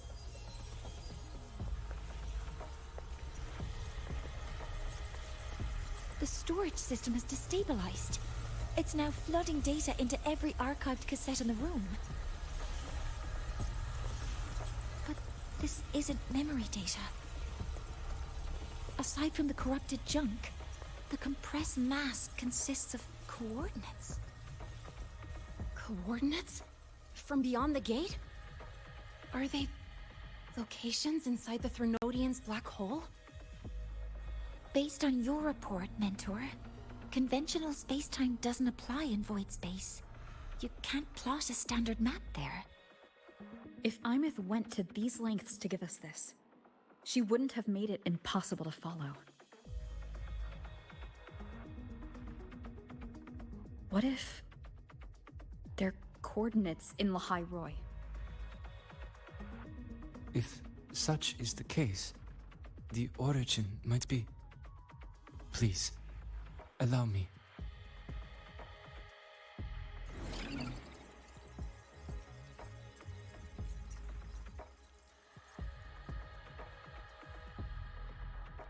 A uniform format these coordinates share.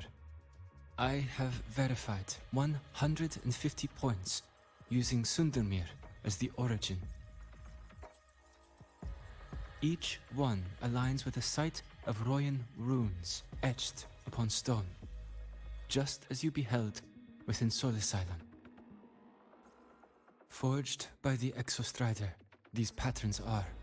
Void storms do not affect them. We have only glimpsed fragments of their meaning through the lens of Solisala.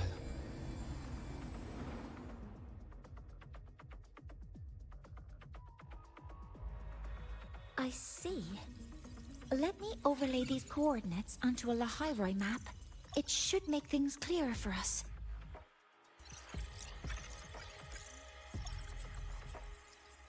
Done. Using Sundermere as the origin, the distribution looks like this.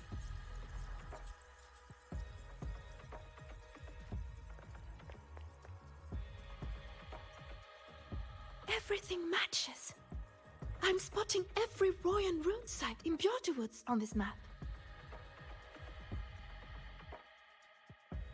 But what about the other coordinates? Wait, I know that spot.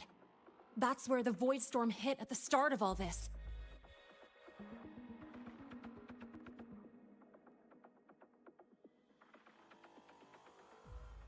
You know, that time when we first met.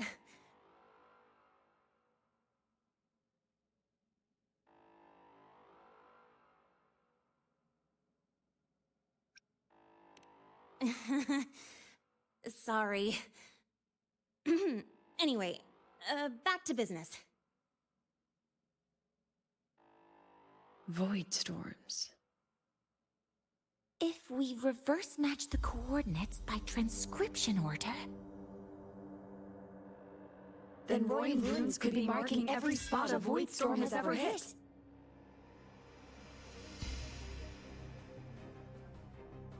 So it is. We Roya have observed something similar, but never perceived it as a universal law. Well, the runes aren't exactly neon signs on the stone boulders saying, "Look here." There are too many locations. With the personnel we have left and the autonomous bots... Leave the manpower to me. You want to bring people back from the escape pods?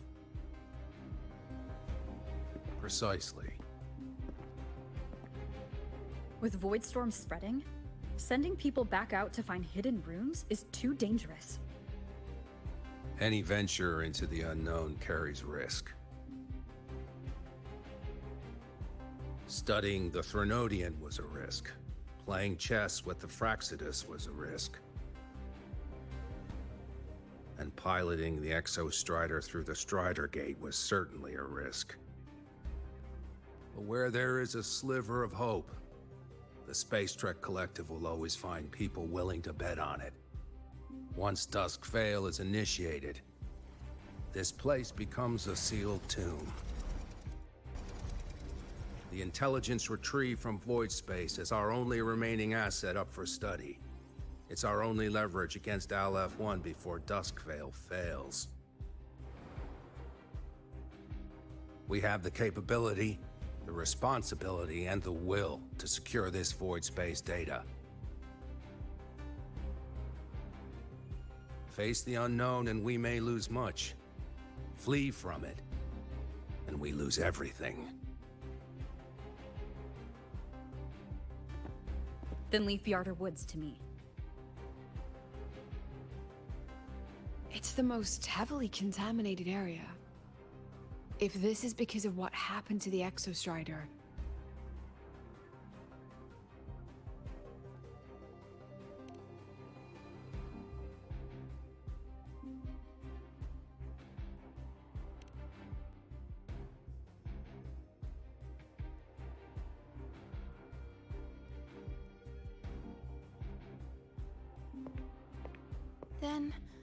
Then please give me your hand, Senior.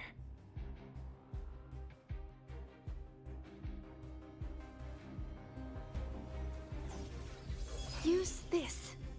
It will guide you to other Royan runes.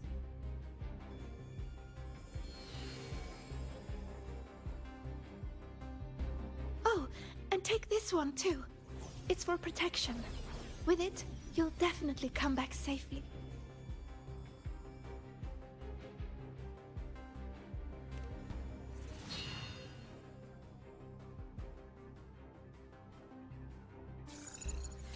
Clock starts now.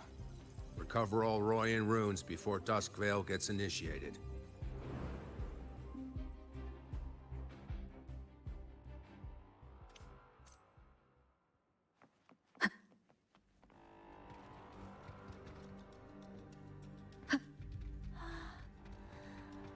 I'm splitting everyone into teams.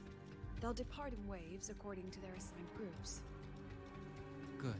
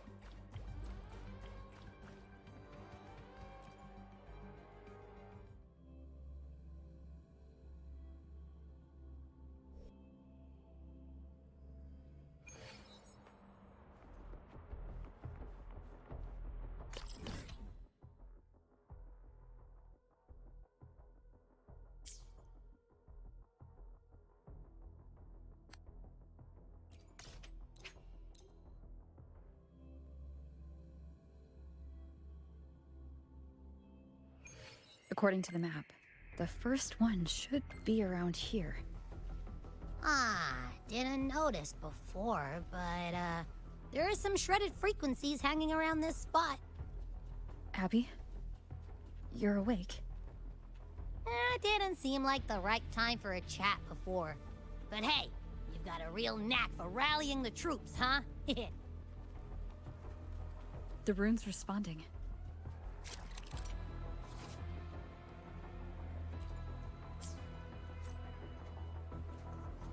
Whoa, something's glowing over there.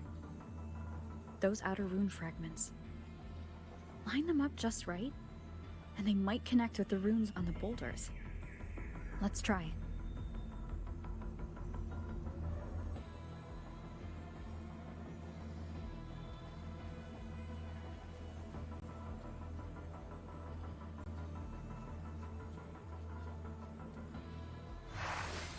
Jackpot! We actually found one! Good. I'll send it to the Shaper and the others for a look.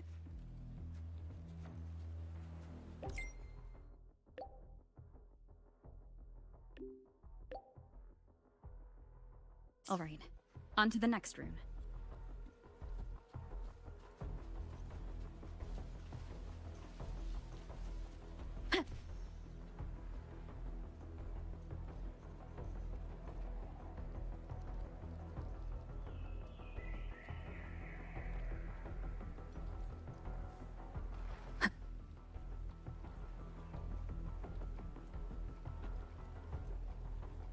Same as before.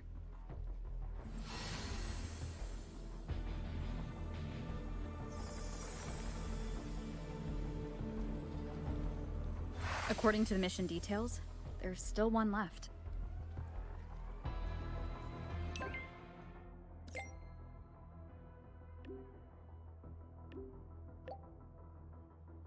We're blazing through these runes. Yeah. Teamwork makes the dream work, huh? Right.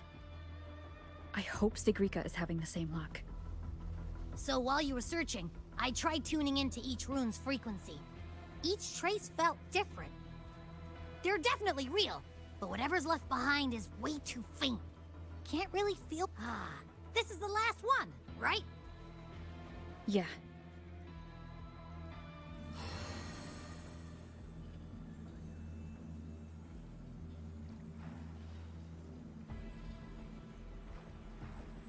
Well done. I'll send it to Lucilla and head back.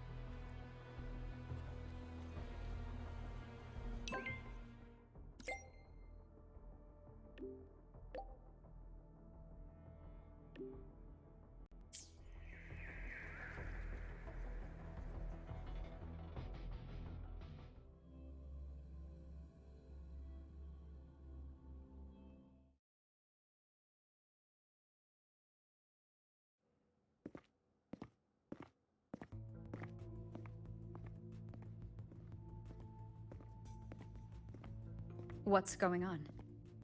Ah, Mentor, you're back. We've finished analyzing the runes, but their meaning still escapes us. As for the overlapping coordinates, we've run multiple standard decryption algorithms, but the results are contradictory.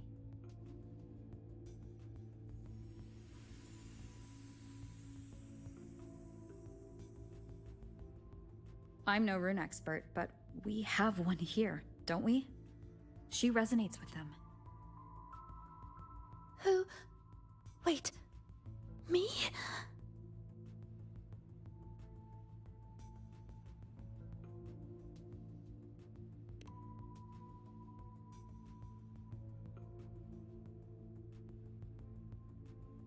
If you're asking me, these runes don't feel flat.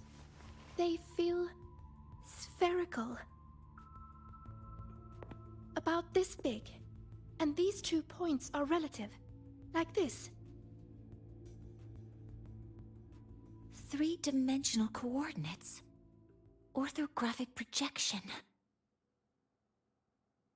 If we take the reactor drive's light data from the database as a depth layer and reconstruct it,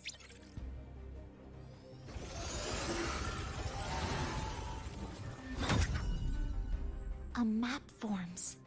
The Royan runes are conveying a spherical map.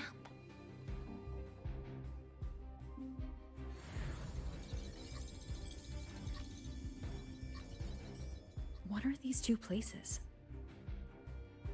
The one on the surface corresponds to the Strider Gate. As for the one at the center, there's too little data to confirm. But by geometric definition, it's the origin point of the entire map.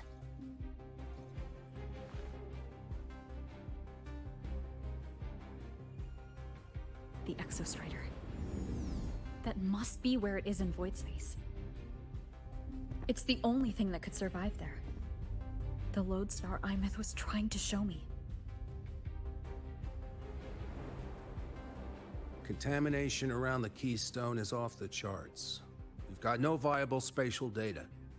In other words, using the Strider Gate to get you to void space isn't an option.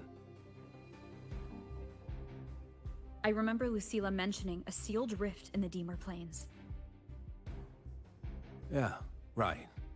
Once Hiyuki from the Special Response Force breaks the seal, that could serve as a new entry point.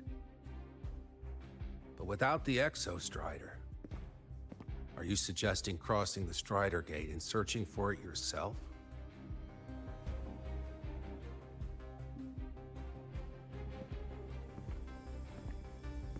Now that we have a concrete map, I should be able to retrieve the Exostrider before my power of separation gives out.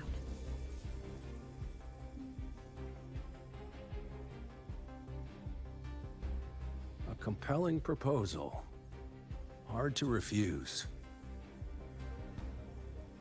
But don't forget the Exostrider is currently out of power. Finding it is one thing. Extracting it is another.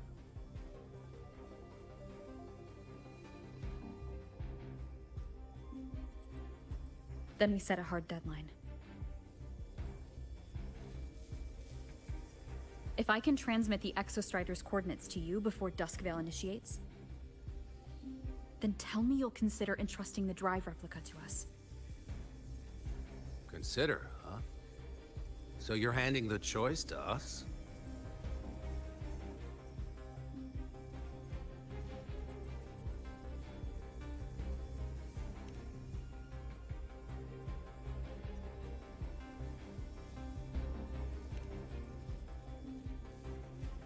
I'm not asking for a guarantee.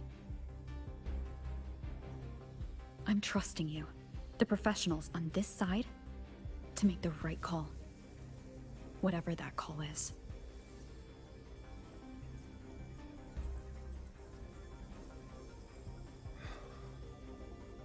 The Exostrider's value justifies the risk. I agree to your proposal.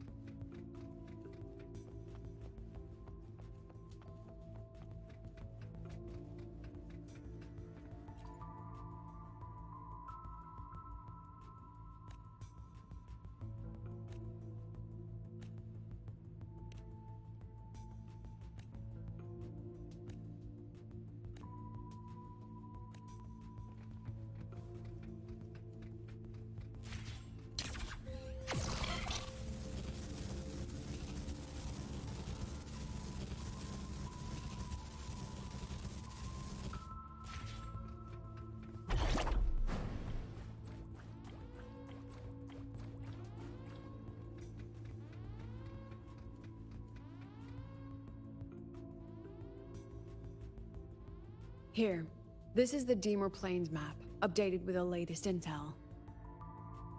Be mindful of the contamination. It's not just the exoswarm or local life forms being affected. It's sealing off the terrain itself. That said, where there's a will, there's a workaround. Hiyuki found one, though took her some time. That Miko? Yes, she's been investigating the Deemer Plains in secret. You'll meet her there. She also asked me to tell you that she's run into the Fraxidus there, including the missing girl, Denia. Let's just say honesty is in her nature. She just thought you might want to know. Perhaps her way of showing she has no hidden agenda. Noted. I'll be leaving then. Wait. Look me in the eyes. Relax. It's my forte. You've seen it before. I will temper this moment into a bullet of memory, carved with your name, your face, and all you have been. What carries you is not only your own strength.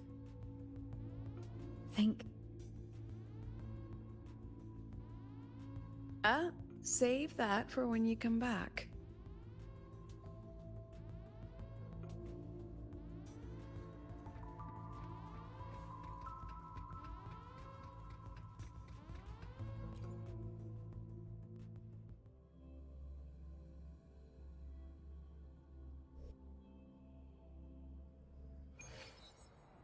An entry point hidden in the Deemer Plains. Time to get to Bjarter Woods.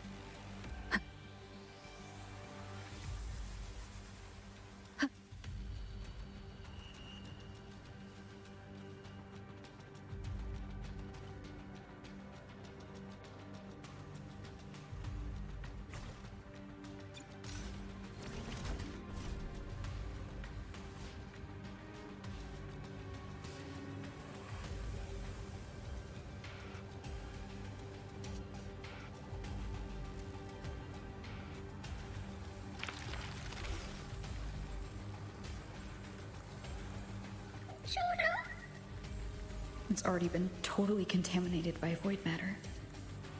Might be worse than I thought the lower I go. But the frost seems to be slowing the spread. That frequency. It feels like Hiyuki's.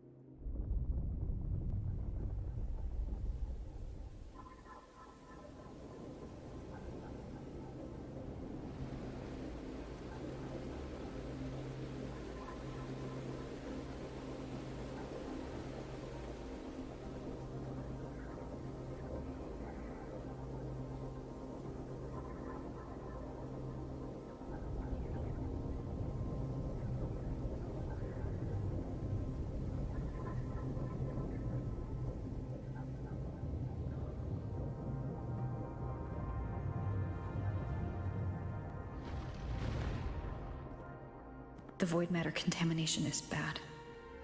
It's not looking good for the Solaskin.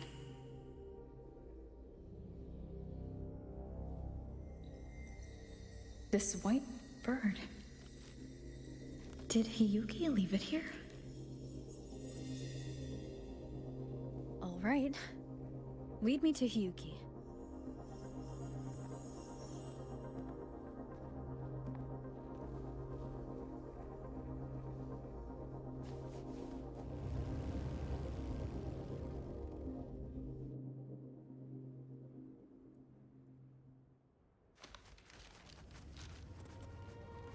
Where is it leading me?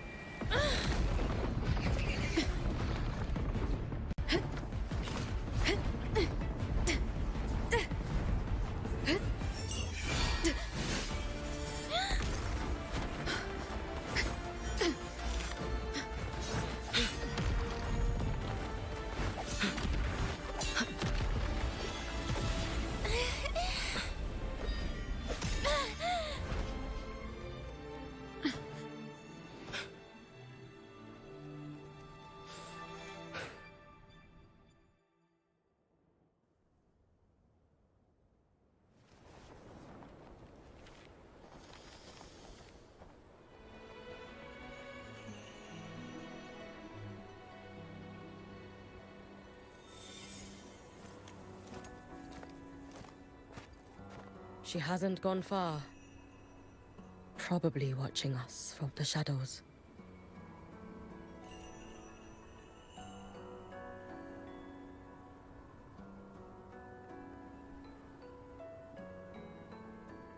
She seemed like her grip is slipping. She was already like this when I last encountered her, shortly before the Void Matter surge.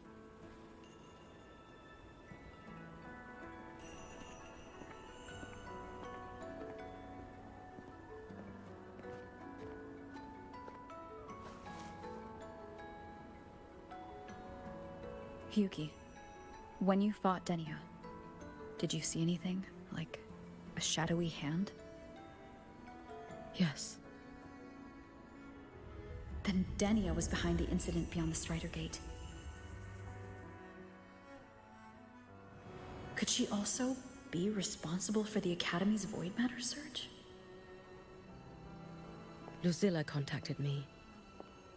She said you intend to return beyond Strider Gate. The roads here have been swallowed by Void Matter. There is no direct passage. Lucilla must have told you of the rift that appeared over a decade ago. Thinking back now, that was likely the Fraxidus' doing. Luke said the Grand Architect caused that rift. That was what led to Imeth's death in the simulator cockpit.